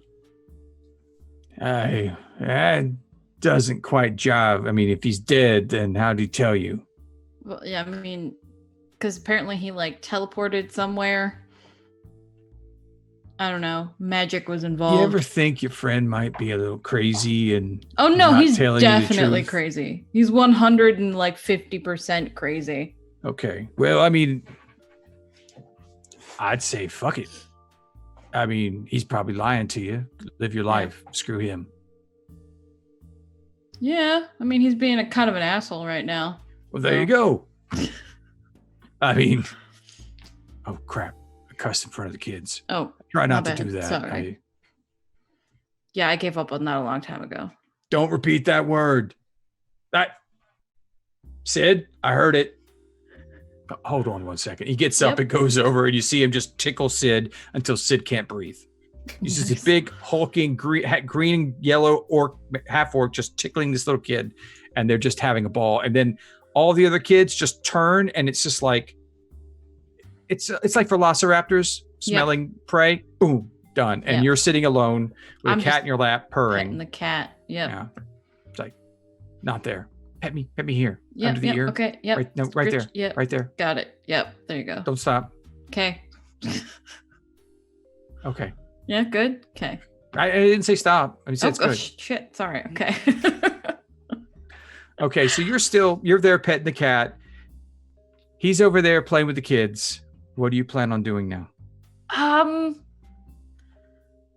Is there shit, I don't know. So the cat, I'm going to stand up, keeping the cat in my arms and still scritching. He's looking at you very seriously, like you are ruining his vibe right now. Chill, it's fine. I got it. Do you want like help cooking dinner? I'm pretty good with, a fire.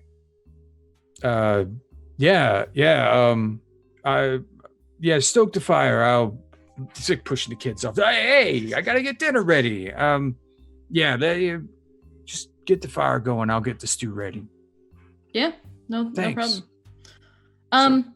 So like the kids, are they kind of like, do they kind of disperse a little bit? it's not big enough for them to disperse very far, but they do. Okay. Okay, I'll wait then. Okay. Let's see. Back over to Harlan. Hi, Harlan. Yes, hello.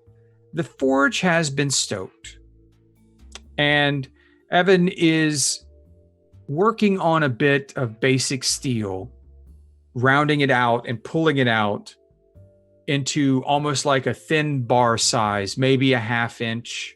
It's very rough work right now. And he looks back, he's like, "Hey, so come here." He's like, "Hold on, just bend down. You're too tall." And he takes out a string and wraps it around your head and like measures off. It's like, "All right, that's what I need. I need to see how big your head was." There's enough room for the toupee, right? Oh, that's what it.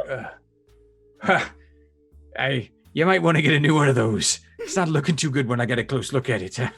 So, Really? no, it'll actually hold it down for you. So, like, it'd be like a paperweight for your hair. Wonderful. Aye, all right. So do you want it to be an open end so you can bend it out a little bit in case you get a fatter head? You get smart, your head gets bigger. So you might want to get some flexing. No, is that not how it works? I've never been very smart, so I don't know. My head's been the same the whole time. I believe my cranium will stay the same size. I'm not talking about your crayons, all right? I'm talking about your head.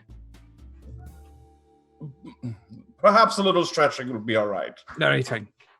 So he ends up working. He's like, all right, so if you're going to be doing the infusing while I'm working here, I'm going to be doing another heat treat, and that'd be the time you want to infuse because the metal is, yeah, you did it last time. You see what it is. So go ahead. I'll get to working. And so he's rounding it out and stretching it out, and he flattens it out and rolls it up again. He's just working the metal. I'm not sure exactly what to be doing in that actual reality, but you get a chance. So I need you to give me, I need an intellect check, intelligence check. I need an arcana check, and a wisdom check. Oh boy. All right. Intelligence 10. Mm-hmm. Okay. Arcana 11. That's going to be a 20. Okay. All right. You use your divination to make that a 20. So your arcana is a 20. And your wisdom check. A natural 1. That's going to be a 5. That's going to be a 5. So it is not a natural 1. You use your second divination roll for a 5. So this time you find that the later stage of the forging process of this circlet that's being created, you find it's more difficult to infuse the magic directly in because as you look at it now, the cellular structure of the metal is already well in place. Whereas before it was rough metal and you were still getting the carbon infused and you were adding the magic at that time. And so with your intelligence check of 10, you missed the point and you tried it anyway. You were still able to infuse magic into it. Because of your arcana check, you recognized your fault. And with a 20, were able to get magic in it. But your wisdom check ended up that you stopped at too early of a spot in the process, causing it not to be completely what you wanted it to be. And so Evan Hammersmith picks it up and he's like, all right, it's really rough, but, well, I mean, it'll work. So, put it on your head. I suppose we should give it a try, yes. All right. Do you want to do it or do you want me to? I don't think I can handle it. Oh, fine. You go ahead. Do you really want to? No. It's your idea anyway. Go ahead. Take all the fun out of it. Oh, strange when. Yes. I will place it on your head. Can you give me a wisdom saving throw? Uh-oh.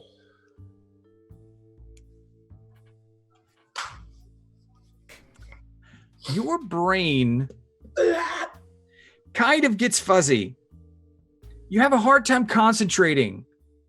It's like electricity kind of going through your head, and you're not sure exactly what is going on, but you get through it. But you know, even as that electrical charge, it's like the 9-volt battery on the tip of your tongue. That's what your whole head feels like right now. And you know it's not working the way you want it to. And you're not exactly sure what it's trying to do right now, but you know it's not what you planned for it to be. I think I messed up somewhere. What happened? Tell me.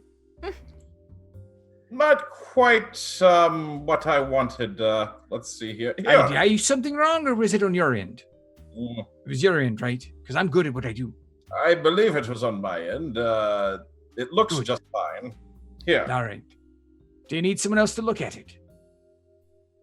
I mean, like, we have clerics and other people here. They can take a look at it, maybe see what happened. You can show them the sword, show them that. Would know more. Yes, I'll take it to her. Fine. All right. Well, let me know. Yeah, write me up a report, or send me a scroll or a parchment or something. I will whatever it is you do. Thank you. Excellent. Thank you. Get here earlier in the day when you want to do something like this. I got a lot more availability, like more help. And these two won't complain as much. I will attempt to do that next time. Fair. All right. Well, good luck. Sorry it didn't work out the way you wanted. Well, practice makes perfect. It does. It does. And he'll head out. Okay. We go over to Lamont. Mr. Quinlan. You find yourself outside of the Blessed Spring Tavern in the Temple District of Amman in the shady, overcast afternoon, late afternoon, with your quarry nowhere in sight, and have been kicked out of a bar for the first time in some time. Hours. At least. Well, that was a bust. I guess I'll do lunch. Taxi. Here we go. Right here. He like hails a, All right. You hail a cab. Whatever. Doesn't take too long. You get one over. Take me to the Gray Skull. Tavern-y thing. Hotel. Gray Skull Shadow Inn. There you go. Look at you. Okay. Got it. I'm fast or comfortable? What? Do you want to get there fast, or do you want to get there comfortable? Is that code for something? Fast means it doesn't take very much time. Comfortable Drive means... me to the inn. Aye, sir. That'll be 3 gold. There you go. And I don't want conversation. Yes, sir. Very good, sir. And Lamont falls asleep.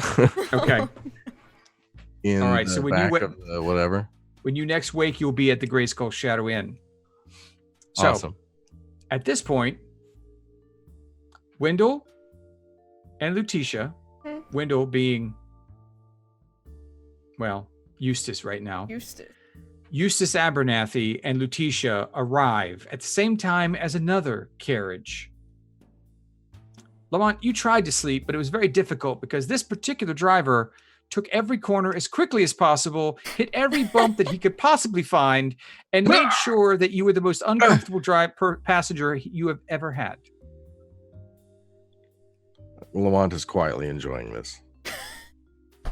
So you arrive at the same time as another carriage, and you see, stepping out, is Wendell escorting a very finely dressed, beautiful young woman. And I have a nice hat. And he is wearing a nice hat. It's very important. Yes. Woo. My disguise. Oh man. And he's you trying are the to best hurry cabbie. into the inn before, Igor gets there. Why And you would hear do Lamont that? talking to you. You didn't notice him coming out of the carriage. I pretend I don't hear him, and I'm talking loudly about the cabbie to the cabbie Mhm. and kind of just like once again loudly being like, let me tell you something. This guy is a demon on wheels. Let me tell you something, Speed Racer. That was the most fun I've had in a while. I'll give you a tip. Inside. Hey, I know that guy. Hey, Wendell, what's up? Anyway, he's kind of a dick. Here you go. This is 2 gold for tip, and stay safe out there. Thank you, sir. He looks a little confused to be getting a tip after that drive, but Hey, he's like, thank you. blessings of the All Father unto you, and all the success. I just want your dreams to come true. Okay, be safe out there. Thanks. Go on, get out of here. Come on, I'm gonna start crying. I gotta get out of here. I'll He see drives off. you. And you go to walk inside the Shadow Inn. Wendell, where do you go in the Shadow Inn? You have the private dining area and then the public dining area. Yes. I'm trying to think about which would cause less of a scene. It's indeterminate at this point. I think he'll go to the private dining room though, and call for Reagan. Reagan is standing by the door as soon as you call for him. Yes, sir. Please, I've got a lovely lady here, Miss Inkbrush, with us for dinner tonight. Please don't let anyone disturb us in here. She looks quite surprised at the level of service you're receiving here Mhm. as you both walk into the private Yes. dining area, and is taken aback by the head of a dragon wormling mounted on the far wall, just staring at her. Oh my! What is that horrible thing? Oh, I believe that's a dragon. Yes, please, just don't tell them I'm here. Tell them I went upstairs to my room and that this room is closed or something. Just please, don't let I'm They're sorry, coming. sir, but They're I coming. can't lie. I'm their employee as much as I am yours. Okay, could you at least misdirect them for the time being? I will attempt to if possible, but Thank you you. put me in a very precarious situation, sir. Would yell it either way, and don't Oh, let. you want me to lie to Lamont? No, he'd probably stab you. Just Yes, I don't have a death wish today, Okay. please. I will tell him what he wants to know, just okay. because this... Then just tell Igor to wait for me in my room. Of course, Okay, he's coming. They're all coming. Why are they coming? of course. And he just. The two of you go in. He opens the door again. I'm sorry. Do you have an order you'd like for the? Are you having a meal or a meeting? A meal, please. Nothing with Oh. bacon. Of course. To find something without bacon today. Yes. And he closes the door behind him. Right about the time he turns around, and Lamont, you walk in. Yes. He bows to you from across the room. Which one are you? Just, you see his shoulders slump. Reagan, sir. Reagan. Just Reagan. Reagan, sir. Reagan. No. What? That's Roger Roger. He's the one with the 2 names. That's the night Oh. bartender. I get Roger. Yes. confused. I think I almost got into a fight with him. Yeah, he is the one that makes sure you get your milk when you ask for it. Oh, right. Good. So, I would like to have some lunch, and I'd like to take it on the veranda. And I'd like to have. So I'm sorry. I do not mean to interrupt, sir. What veranda? The deck, the portico, the sitting area. We The have a sitting area. We have a dining area Reagan? here inside that you're standing in, and we have the private dining area over here. That's all the areas we have for you to sit, sir. No, Unless you'd like your meal. there's a deck. Where's the deck? Did they take it off? I Is that a seasonal thing?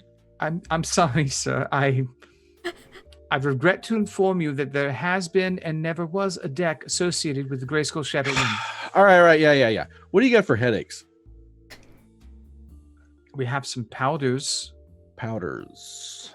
Powders. The Kind of powders. hangover support for staff and customers. Oh God, this is the longest conversation I've ever had.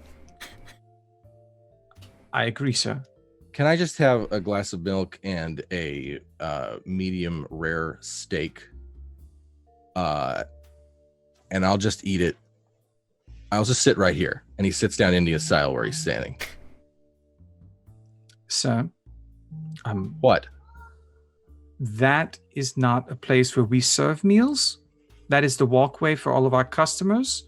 And while you are, in fact, one of the part owners of this establishment, I have to ask you to place yourself into a seat, please. I will rest my pasty white bottom over here. Your voice is like the angel's wings brushing together. I just would like to sit here and listen to you tell me what to do long into the night. But instead, I would like 1 glass of ice cold cow's milk or goat's milk and 1 medium rare steak. And also, I love you and I'm having trouble communicating today. Well, I love you too, sir, and am happy to reciprocate that enjoyable conversation. I must tell you that it is impossible for me to serve you in your current location. If you would like to sit I'm sitting at in the a chair. table- I'm walking to the chair. Look, here I go. Watch me walk. Oh, yes. Dun, dun, dun, dun, dun, dun, dun, dun, dun, dun, dun. Come on, have some fun. Have some fun while we're alive, for God's sake. You're on the right side of the graveyard right now. For now, It's sir. so fucking serious. I'm paid to be serious, sir. I know. It's because you're a professional. I Bring me try. some lunch before I fucking flip this table. God. You'd only cost yourself from your own allowance, sir. And he turns and walks into the back. Get an allowance? Now, Nikolai and Igor, you are working your way across the town. Heavier than I thought. It's like Igor's like breathing a little bit harder and sweating. Give me a con save, because you've been doing a lot of exertion now. Carrying someone, a clock, across the town. Let's just see how you do with a con save. Did you get it in that Oh. one? Was that a 1? No, it wasn't a 1, Oh, but good. it's still low. It's really close. Oh, I have a high mod, but either way, it's a 12. I rolled a Oh, 6. 12. No, you're Okay. fine. You're fine. You're breathing a little heavy. Nikolai notices that you're having a bit of respiratory distress. Almost there. Would you like to put me down? I do have Yes, but feet. no. No, we're almost there. All right, this is enjoyable. Like sweat's like pouring down his face. I imagine that so much sweat has happened that Nikolai is now sweaty a little bit too. Nikolai's probably starting to run a little bit of that dirt and stuff off his clothes. Yeah. And he's got the clock in his hands too, and like whenever Igor like has to stop to take a breath, Nikolai holds the clock and he just rewinds, like he just keeps rewinding. I'm gonna have to do a repositioning here. Bear with me one moment. And it's gonna flip you This over. just feels like it was it was so much. You said it would be a short walk, but We're almost there. And he's like patting your All butt. right. Your butt's right here on the shoulder. Your head's back there holding the clock. We're almost okay. there. As you stop and reposition Nikolai over your shoulders, a It's young that man. image. A half orc with someone slung over their a hunchback with someone slung over their shoulder. At least he's not heading towards a bell tower. I could carriage is there a tower at stops. the end? A carriage stops, and the cabbie is like, "Do you two need a ride?" No, we're fine. Hold on there. There's due date. We're fine. Is it a free ride? I'm sorry, nothing is free. But if you said you're a butler, is this your master? I'm taking him to go fix my master. He's really sick. Oh, well, then I'm sure your master can pay for the ride once you arrive. Where is it you're going? Please jump in. Yeah. He's gonna go open the door, just kind of throw Nikolai in. Oh. Just like peel him off and like toss him in. He like grabs the carriage. He's like, "Sweaty, we're going to the grade school." And he's just gonna like slowly get in, and he's just gonna sit on the door where the doorway is, where you step up. He's just gonna sit there, with the door open. He's just hanging on the door. So like you're actually like your weight is pulling the carriage kind of sideways. So Nikolai's like sliding to the side. Yeah. Nikolai, like he sits up and he straightens and kind of tightens his necktie a little bit. And what time is it right now? Is this like late afternoon, evening? We're getting into early evening, yes. Okay. He straightens his tie and looks aside to Igor and then up to the person riding the cab, and he says, all right, well, I've got some coin too, so let's get there as quickly as possible. Igor, okay. Well, why don't you come inside, Igor? It's not the place of a butler to be inside. I insist, though, because you're kind of giving my hip a fit right now, and I'm off balance. I'll run beside you. It's fine. He's gonna start getting ready to hop out and start running next to the carriage. All right, that works for me too. And he looks outside to Igor as Igor's running to keep up with the carriage. And he kind of leans out the window and he says, Igor, have I ever told you you have very nice eyes? Thank you. Are you coming on to me? Oh no. They just I like them. They're familiar to me. It's like sweat pouring down his face. His like hair's all like messed up. It's kind of like All right. With a carriage, it does not take very long for you to get it from where you were to the Gray Skull Shadow Inn. So you make your way in. You get there. Igor, you're beat. That last con save was just enough for you to be completely beat. You're dripping in sweat. Your butler's uniform is stuck to you now. If you just have your master come out and pay, I'll be on my way, okay? I'll be right away, boy. How much is it there, sir? Oh, 5 silver for since he ran alongside, just 5 silver. No, you will not pay, Nikolai. As part of the services, I shall get the coin. Please let me help you out of the carriage. It's all right. I can walk, Igor, but why don't you take a breather? And he swings open the door of the carriage and he hops out, looking a little more spry than he looked before, and he straightens himself up a little bit more upright. He says, all right, let's go see Wendell, and I'll see what I can see. Igor will turn into butler mode, a tired butler mode with a sticky shirt, but he'll go up and get the door for him and lead him inside to go try and find you enter into the Gray Skull Shadow Inn, and because of the daylight and with the sun setting, it's one of those where your eyes have to adjust for a second as you go in because the light level's a lot lower. But it is the same inn that we've seen. Nikolai, it is a well-apportioned bar area. You know that the inn is above and that you have a bar to the right. There is a barman who is a little older, gray beard. Looks like he knows what he's doing. He's the type of person you feel comfortable talking to from behind a bar. To the right is the dining area, which at this time of day is full of patrons. You see right now a red-skinned tiefling bringing a steak and a glass of milk to a person you don't really recognize, but Igor does, as Lamont is receiving his meal and complaining and thanking at the same time. So, go ahead. I was going to say, I think Nikolai crosses, he lets the server cross with the food in front of him, and he watches it go to Lamont. He goes up to the bar and he plops down his mounted clock and he slides it over to the bartender with a silver coin. And he says, if you don't mind there, will you keep that behind the bar for me? And don't touch the dials. Don't change the time. I'll know. Cap, I got it for you. He takes it, grabs it on the side, turns it, and puts it down to the side of the bar. It'll be fine. Everything will be fine.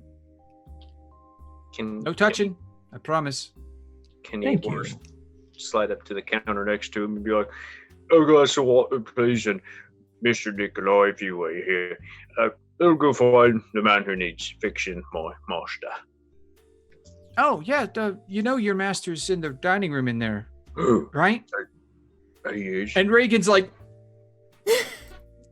Over. yeah, he's right there. Oh, I wasn't supposed to tell you that. I don't get to notice very often. Okay. It's fine. This is a doctor here to see your master's not well.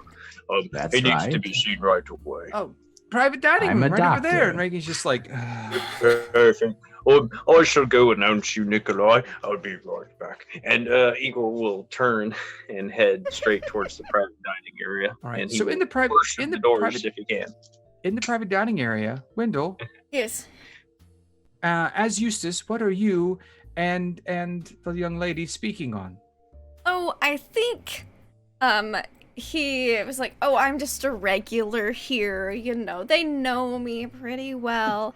Seems like an awful lot of service to receive a special room. Are you pulling out all the stops for me? Well, I didn't want to say anything, but Oh, quite the winer and diner. I have to keep my eye on you. so And about that time, as you're just playing off, you're feeling like there's a connection, kinda. Uh-huh, She's leaning in at the table, just it's kind been of so long. keeping your eyes on you. Yes, you're completely out of your element.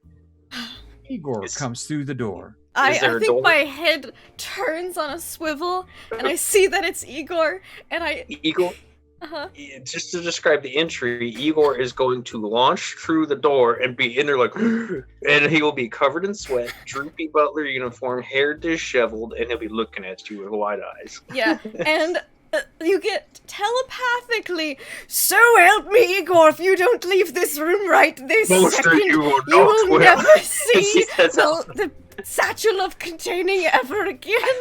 I will Igor see will you still in my room." Igor will still say out loud, "Master, you are not well. I've got a doctor here for you." I've told you, I'm... Master, it's not natural. You're not right. I've got somebody who can help you. Excuse me, I think someone's misplaced the butler.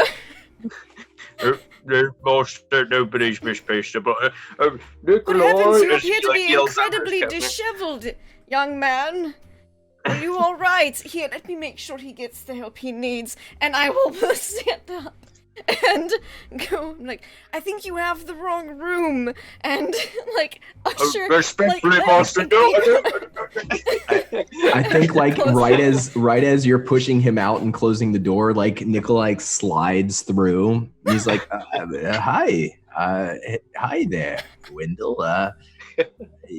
I've been told you need the help of a doctor." He does, Nikolai. He needs all the help.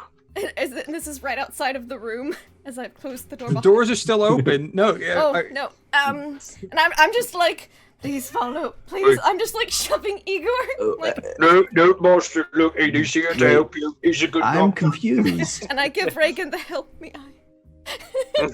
Reagan is still serving a meal to Lamont right now. Reagan is standing there like jaw dropped watching this with the steak as he's handing it to Lamont. I'll just telepathically go, "Please bring her a drink or something." Wendell, you need to get out of there Who is and talk this to this Wendell man. you speak right of? now. I don't know. Nikolai, can you please Telepathically, stop Igor, throwing tell those me It- why things? don't It's they very stay hard out to of character. diagnose under these circumstances. And I'm just like shoving him to like towards the stairs, like just.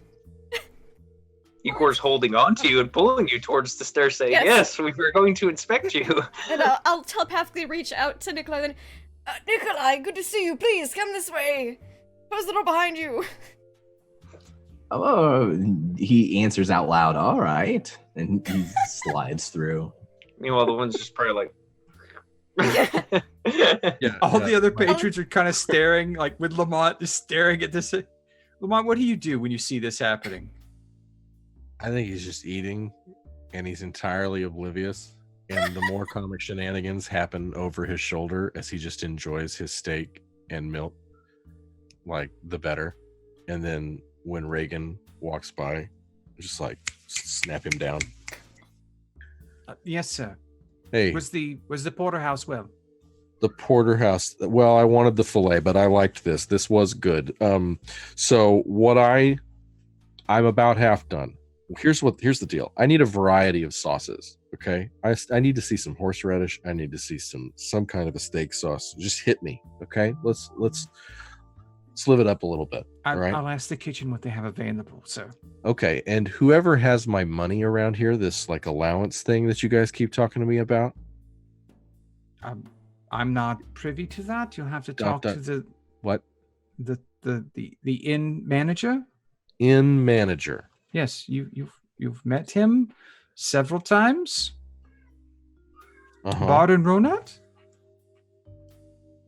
Baba what? Barden Ronat. Hold on, I want to write this down. Barden Ronat. Okay, so listen, the headache powder, whatever, hit me with the powder. I'm by the time you get back, I'll finish this up and you can take I'll it. take that. I'll take care of that for you, sir. Yeah, but don't take it yet because I'm still pecking. And then I want the sauces and the powder and some more milk and that'll do it. Of course, sir. What a fun chat this has been, right? Every moment with you is an apple of gold. Have I told you that? Not recently, sir. Well, I just did. Thank you, sir. And he turns. It goes away. Now, before we check in, I know it's running a little bit late, but before we check in with the with the investigation of Wendell's disease, Hal, you're making dinner. Yeah. With a half-orc chef and 12 orphans and a cat. And a cat. Yeah. How's that going?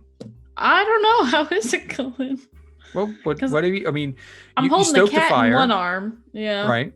And stoking the fire with the other. Okay.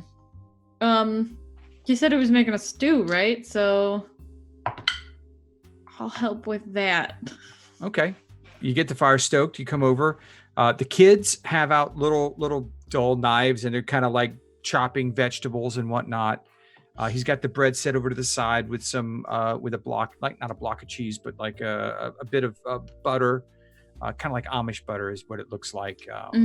And he's sitting there kind of chopping up, rough chopping some meat. He's like, oh yeah, I mean, I've got it. It's a stew. Kids help. Yeah. I mean, are you hungry now? I mean, you can have some bread. No, I'm good. Yeah. You might wanna. It's not really smart to cut stuff with dull knives. Do you wanna? Here, I can fix that. Well, I don't. There was a problem with the kids and sharp knives, so that it's better for them. They want to help, so we. All right. Yeah. We sure. accept the quality of the vegetables as they are, so that they can participate. That's fair. You need me to do anything? I mean, what do you want to do? I mean, I don't know. I'm holding your cat, and I don't know. I mean, it's kind of my job. I cook. I mean, yeah, sure. I'll just pet the cat then. Yeah. How about not near the food? Because that's a good. Yeah. He's shedding, fur. and yeah. That's not. I mean, I don't like fur in my food. I don't. Do you like fur in your food? I mean, is that some? No. Oh, okay. No. I mean, everyone has their own. Never mind. Okay, I'll get this going. Would you? Can you take the water and hang it over the fire so it'll start boiling? I'll add everything to it over there. We'll kind of. Yeah. Sure. Cook this. Yeah. Okay. Great. Great. This is awkward as hell. Yeah. So you're over there. Is there anything else you'd like to do in this awkward stew making environment? No, she wants to talk to him alone, not with the kids around, but that's probably not going to happen anytime soon. So It doesn't look like it. yeah, so she's just gonna hang out, I guess. Okay, so you're hanging out with 12 orphans, Silas the cat, and Stark Half orc. Turnskull. I think you Yep. have the best night, honestly. Okay. Before we head back to Wendell, Harlan. Hi, Harlan. You've had a very simple day today. You've got a couple fly scrolls, and you've got a really weird, like, circlet now that fuzzes your brain. But it does hold your toupee in place very nicely. That is half of its importance. There you go. What Um, would you like to do now? I think I'm going to go ahead and attempt to make my way back to our secret room in the Gray Skull Shadow Inn. Oh, you're leaving the safety of the... Once I cast the spell on myself, yes. Okay, so you cast non-detection upon yourself. Okay. Is that from the ring, or are you expending a spell slot? I'm expending a spell slot. Okay. I've expended both my spells. And you make your way back to the Gray Skull Shadow Inn. We'll say that for story sense, this was earlier in the day, so we're not really doing linear time here right now because this is a little strange having everyone apart like this. So about this time is when you arrive at the Gray Skull Shadow Inn as Wendell is pushing Igor up the stairs. You've never A man seen you Wendell go up the stairs so quickly. You've never seen Igor not pay attention to his master as eagerly as he's not paying attention to his master now. You see Nikolai following behind and a sad-looking Lamont sitting alone at a table with a half-eaten steak and a glass of milk. Slow down there, Wendell. You're younger and sprier than I am. Here, let me help you. And I'm like pushing you with one Right. hand, and I'm like, It's assisting good, monster. Nikolai Give up. it. And I don't Give even me- think we go to the third. I think we just go to like the bathroom on the second floor. You know, like. All right, is what do just you a- want? It's just an empty square with like a plank seating with a hole in it Mhm. and like a table. I mean, it's a with, decent inn, so I assume it's big enough for the three of us at least. But it's not spacious, but it's Yeah. you could fit in there. And I close Igor's- the door, flip the little sign to occupied, and go, all right, now what do you two want? Igor's gonna Is- turn and face him. Go ahead. Is this your hospital? This is the worst hospital I've ever seen. Miss Monster, he's a doctor. You Yes, are I not know right Mr. in the head. Gates. He's one of my favorite people. Now, Master, you are not right. You need to I'm be fixed. fine. What do I? Nothing needs. I am on a. See, look how defensive he's getting, Nikolai. So All right, let you're me concerned do about my health? my Sure, here. science. Physical examination. Let's go. Fast as we can do this. Let's just. All right, I'll just give me a minute here, and he begins patting Wendell up Monster- and down, Monster, why like is your arms, so red? underarms, like sides, like he's checking him for weapons. But I don't feel any. What am I looking for exactly? I don't know. I'm perfectly in Look. perfect health. Look for parasites. He's got a weird hunger going on here. Yes, I'm very hungry yes, the lately. worm. The worm. What? Have you come into contact with any mind flayers or worms or No. parasites? I'm pretty sure he No. probably has. No. No. Look at that Can I make an insight check? Absolutely. You can do an insight check. If you'd like to do a medicine check to see what you get from a general understanding of Let's what's see. happening. Yeah. Okay. So yeah, let's do a medicine check then. Okay. Let's see. That is an 8 plus a 5, so 13. Okay. With a medicine check, he seems completely healthy. Wendell has put on a little bit of weight since the last time you saw him, and with your cursory examination, that's noticeable. But beyond that, you can't tell anything physically wrong with him that would cause him to begin overeating, and you don't see any signs of excessive overeating. So what you see from Wendell does not match what Igor's telling you. Well, I'm not a doctor. I'm a wizard, so... You're not a doctor? Not you an artificer. What? I mean, you tell people you're a doctor because they like to hear that, but I'm actually a wizard. And as far as medicine goes, Wendell, I would suggest that you go out for short 60-minute runs around your hotel, and I would also suggest that perhaps you change the ratio of meat to vegetables that you're currently eating. And now, let me ask you, what exactly happened after that tower fell on me? But it wasn't a tower. For you. It was an airship. And you fell into the sewers. And it took me a good bit of looking, but I managed to find Anna, and she assured me that you were all right.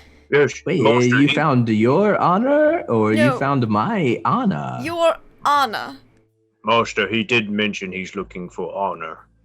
Where don't know did why you he's see looking for- Anna?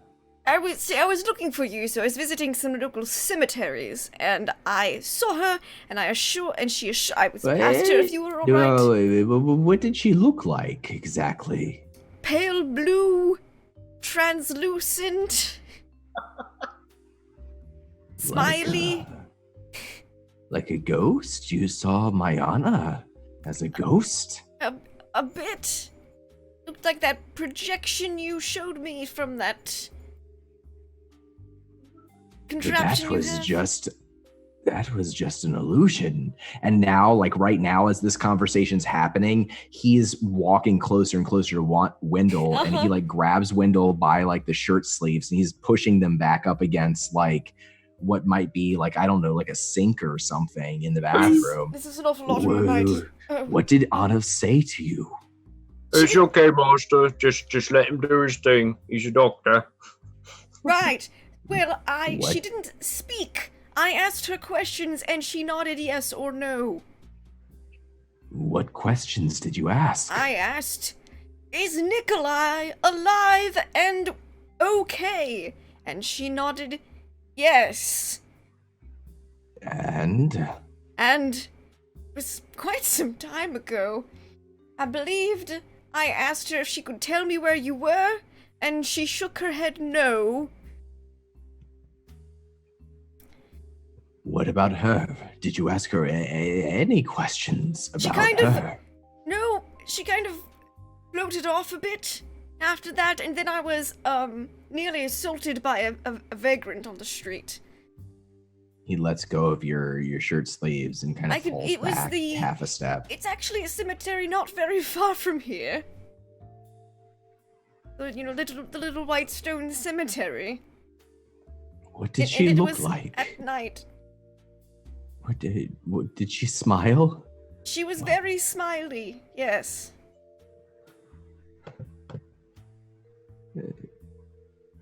What was she wearing?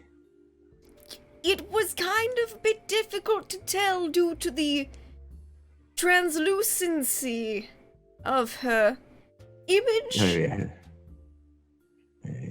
Yes, of course. I'm sorry. I mean, he looks over to Igor. What did you want me to do? There's helping you fix Master here. He's been eating. I don't need fixing. Right.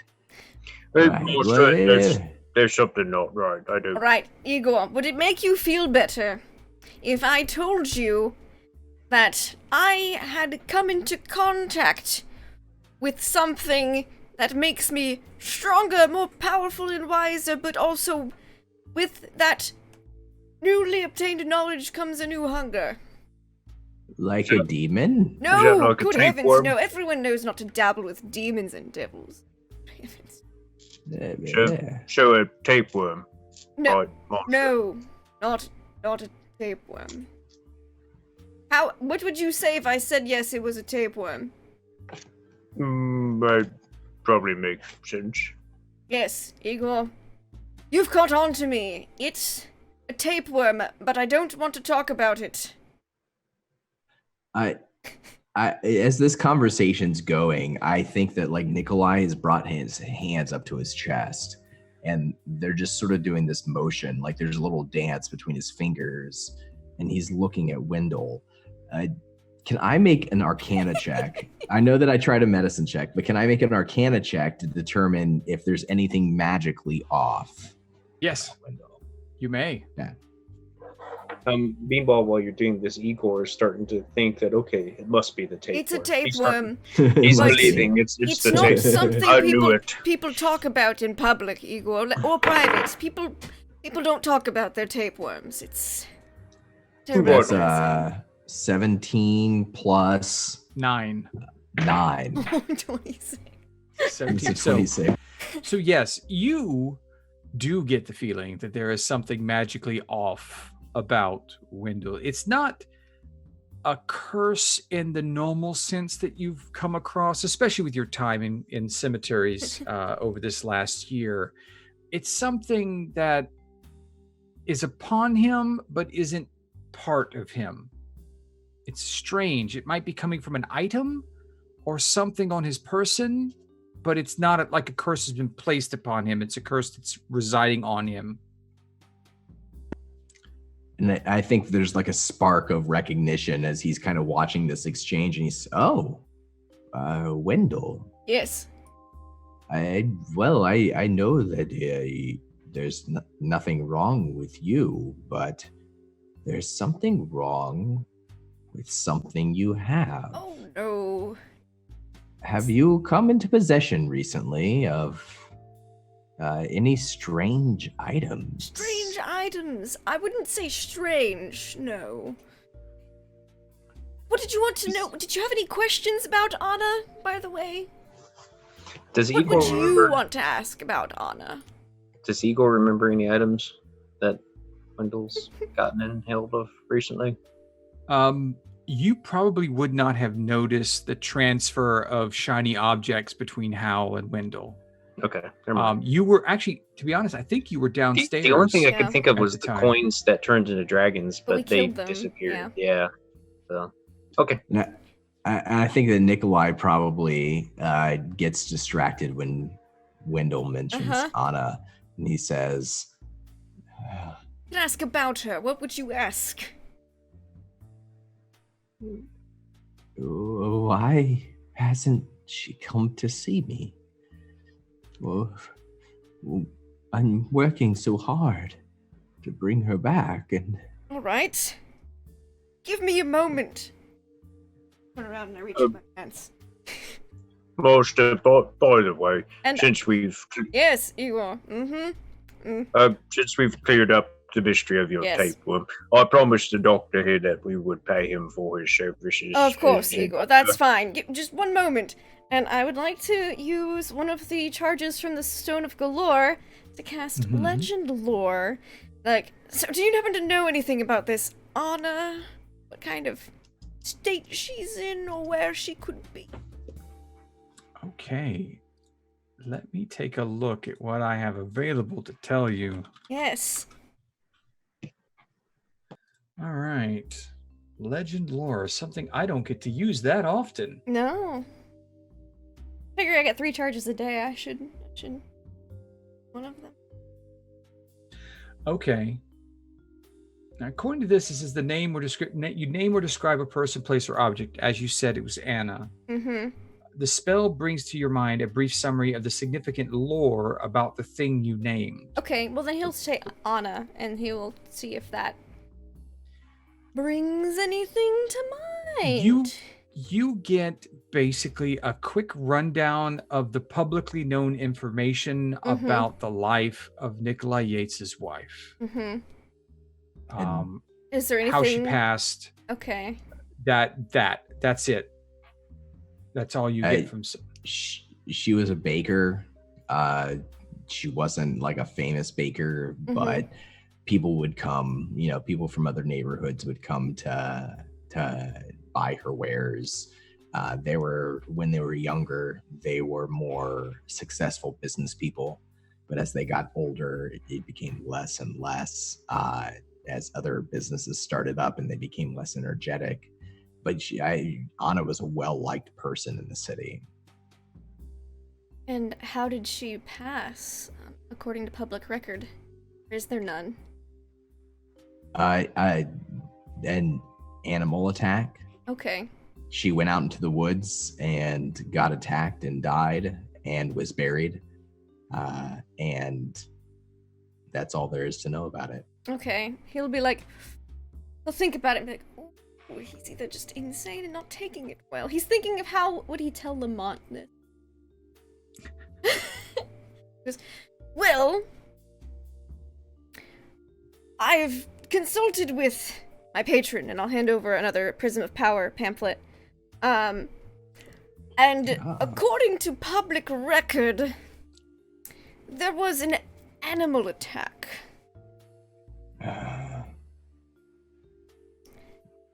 That is why she didn't come home. You can see Nikolai's lips peel back a little bit. And then he says, according to public record. I already know what the public record says. Well, I don't care about that. Oh. Wendell, I care about what you saw. Well, when you saw Anna. I did. And it was at this cemetery, and he'll write it on the back of the Prism of Power pamphlet. The directions how to get there from here. What time? The exact time? Around midnight, I believe. Of course. He squints at Wendell. Do you know what's happening to you? Are you aware? Oh, yes, I'm quite aware. It's fine. The Prism of Power protects me. And it might be able to help you find the answers to the questions you seek. What is the Prism of Power? Not this pamphlet, Wendell. What is it really? It's better than religion. It is a personal, direct line to a very helpful entity that knows far more than either of us could hope to obtain in a lifetime. What entity? Well, he goes by many names. In this one, he likes to be referred to as the benefactor.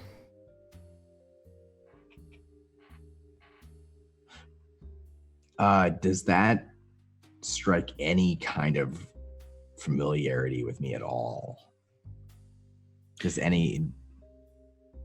I would say it in this extent, especially since there's been a bit of a growth in the Prism of Power in the city of Vermont. If you roll me on Arcana, or just roll me an Arcana since it's magically involved. Yeah, let's see. Prism's growing. Mm. So that's 21. 21 with my +9. You've heard whispers in the city since you've last been with this group about a benefactor providing pacts with people, exchanges of their energies for knowledge, power, and assistance. Some of the promises seem to be a bit outlandish, but no one can really tell you. No one's been able to actually accurately say what this benefactor is. You just know that it seems like it's the equivalent of demon packs. It's the equivalent that some of the people known as warlocks might make with beings that are so massively powerful they can share their power in vast quantities with their followers and not even notice they lost any.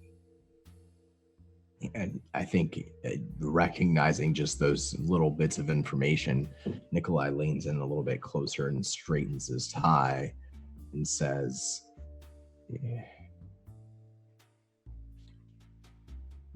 if you can help me reconnect with Anna, to speak to her, not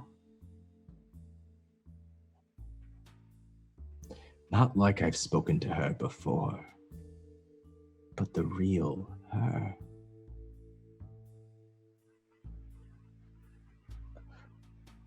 I'd do anything. I'd do anything. Well, friend, I may be able to help. And I'll put a hand on his shoulder. But right now, I have a very important meeting I need to get to. Feel free to help yourself with dinner. Whatever you want here at the inn. We'll go out at midnight to that cemetery. And and you probably audibly hear his stomach grumble at this point too. I need to go. Whatever is happening to you, as he kind of gets slidden away, if I can help you. Really just need to eat a lot.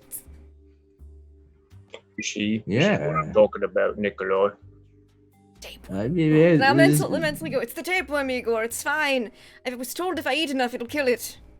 Eventually. Okay. Are you eat? He doesn't Go say ahead. it. Go ahead, Don. No. He starts to say it, and then he.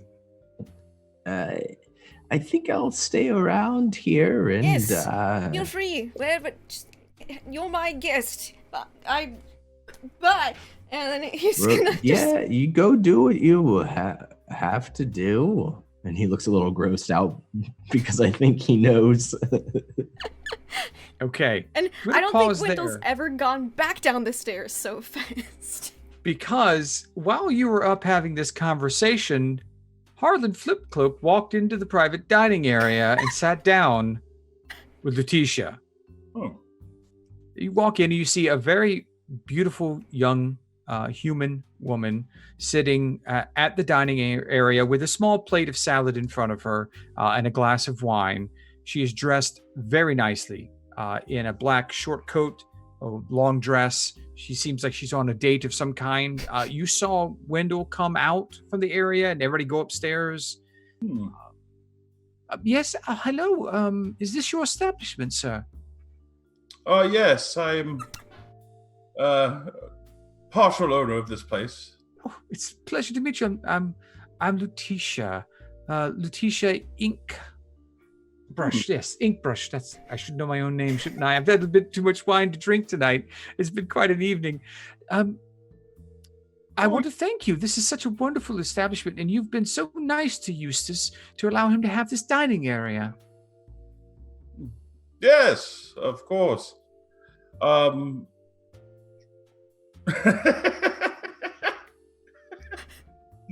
Harlan will go and take a seat and say, my name is Harlan Flipcloak.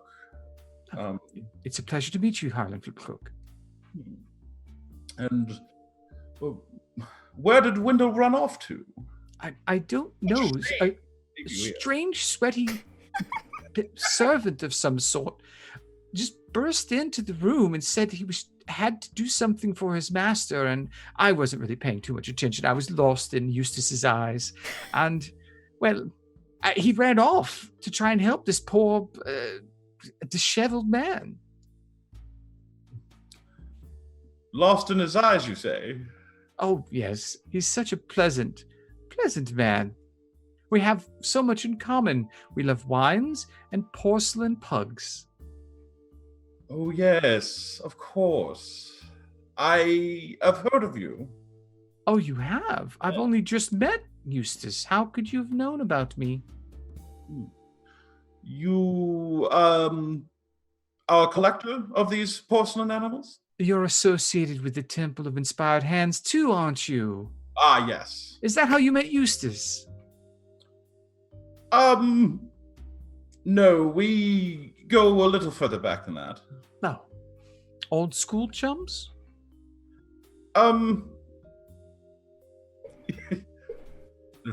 Let's see. What he says, yes, we knew each other from high school. Oh, is that like a finishing school right before you go to university? Yes. It's a mage thing. Oh, he's a practitioner of arcane arts? Oh, of course he is. Has he not shown? Oh, no, he's not spoken anything of that. We've only really spoken wines and his love of wines and our love of ceramic pugs and this beautiful location and how much he loves eating here. And he speaks a lot about himself, but that's fine. He's very interesting. He does have a habit of doing that. Oh, yes. I wonder what's keeping him so long. You probably I hear appreciate- the footsteps down the stairs. And you come in at that time. Oh. Hello, Wendell. Yes. Hello, Wendell? old friend. That's what the servant said. Oh, Who's Wendell? Oh. Someone who looks a lot like me. I get mistaken for him frequently. Good friend, yes. There was a poor person who needed a lot of help. Thankfully, I was able to get it all sorted out. 5? All right, then. Yes. Well, Eustace, Yes. your friend Harlan is such a wonderful host. He says he's part owner here, and, Yes, and you know he's each other very from affluent. from high school. Yes, high school. You know, right before university. Right, that's what I heard. Yes. You're a mage. I dabble. How does one dabble with such powerful arcane magics? Well, Harlan is the far more gifted practitioner. Of course. Harlan agrees. He just kind of nods. Wendell All right. attempts not to take it to heart as he sits back down. I'm terribly sorry I kept you waiting, but they needed so much help. They needed more help than I could provide, but I did what I could for them. And with that, Lesson in Martyrdom by Wendell Eustace Abernathy Lucius Throckwater Hassenpfeffer IV of the Havisham Hassenpfeffers. We're going to end the session there because we've pushed a little bit beyond our normal hours, and some of our members are probably getting very tired and have early days. But I think we've done enough damage to this group for one evening, and I've got to say it's been quite a blast. So for where we ended, let's go around and see where we can find everyone, what they thought about tonight, and let's start with the guest of honor tonight. I'm not going to follow any particular path. Let's start with Nikolai Yates. What do you think, man? Oh, I had a blast. It was great getting back into this, and I'm always happy to be here. You know, when Nikolai gets interjected into the story, I love everybody's characters. I laugh a lot during this game because it's so much fun, and I always have so much fun playing it. So, great job. You're a great dungeon master, and everybody's a great player. I just really, really enjoy this group. If you want to find me, I'm online. You can find me on Twitter at Donathan Fry. Let's see, what do I have coming up? I have on Thursday the mid-season finale of my Game of Thrones campaign. We're like in our third season, so we've gone pretty far. It's going to be a big episode. So if you like Game of Thrones, you like politics and crazy twists and drama, we're on Follow Black Cats on Twitch on Thursdays at 4 p.m. Eastern time.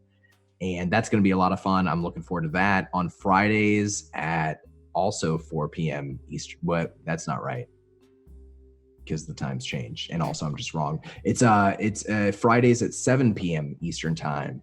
On Encounter Roleplay, I run the Haunting of Seawall Orphanage. So it's an original game. Travis is in it with me. I run it. It's a game system that I've been working on for a few months now, like 3 or 4 months, and I'm continuing to work on it.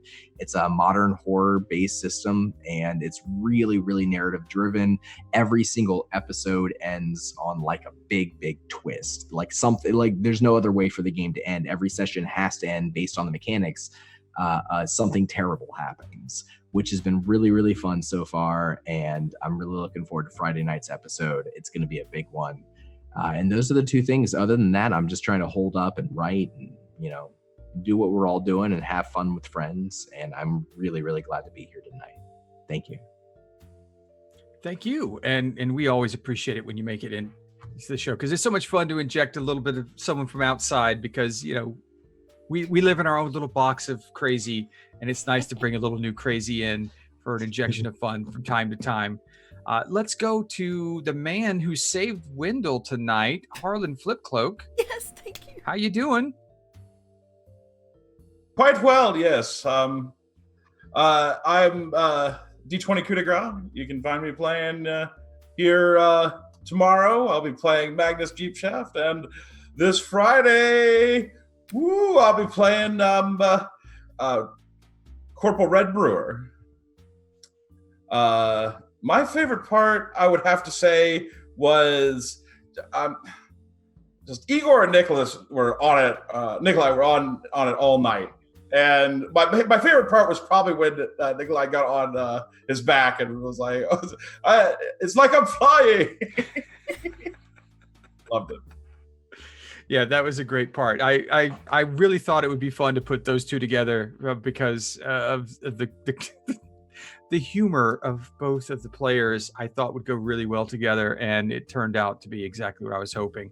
So let's go to the other half of that comedic duo. Igor, welcome back. It's been a few weeks. We're glad to have you back. Yeah, hey, haven't had to be out working, so yeah, good to be back. I had fun, and glad I could be here to play with everybody. Glad Dawn's here. So just the normal stuff, Shiny Pilot 206, Twitch, Twitters. I'm usually just here on these channels, but I'll be also with us for the Friday Aliens game. Looking forward to that. Yes, everybody come watch, come enjoy the goodness.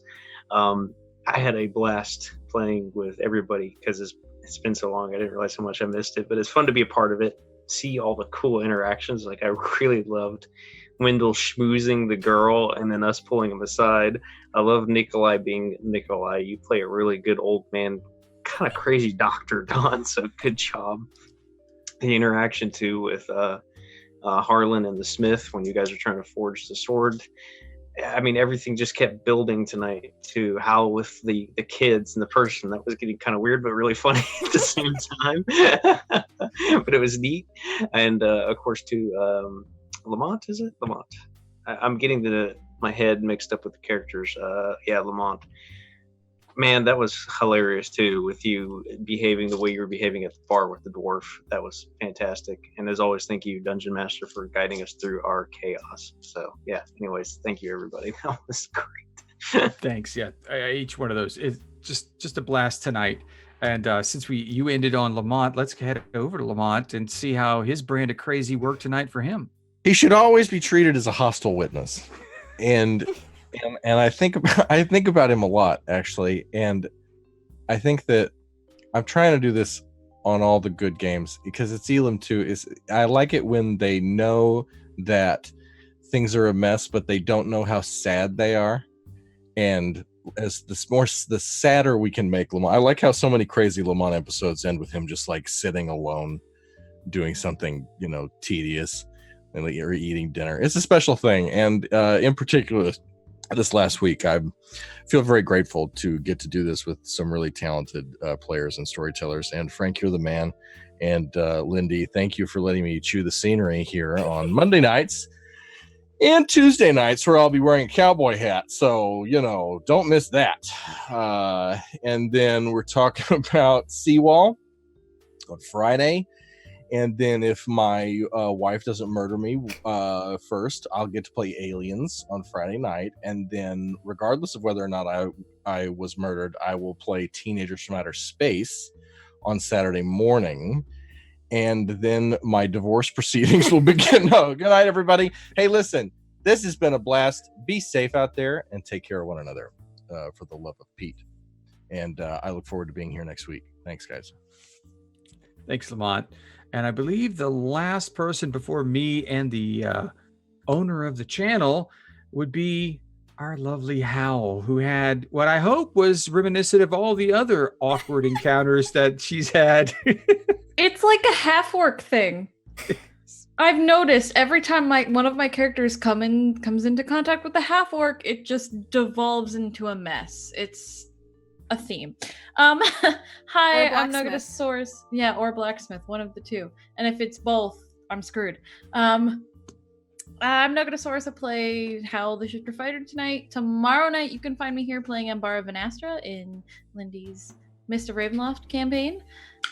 Friday night, I'll play Violet, the synthetic human, as we try to escape the death jungle. That'll be fun. My favorite... Okay, so Wendell is such a pompous ass. Like, I love it so much. I've never had a character who has disliked a character of Sarah's so much. And it's just, I love it. It's fantastic. I love playing with you guys. Makes my Mondays nights.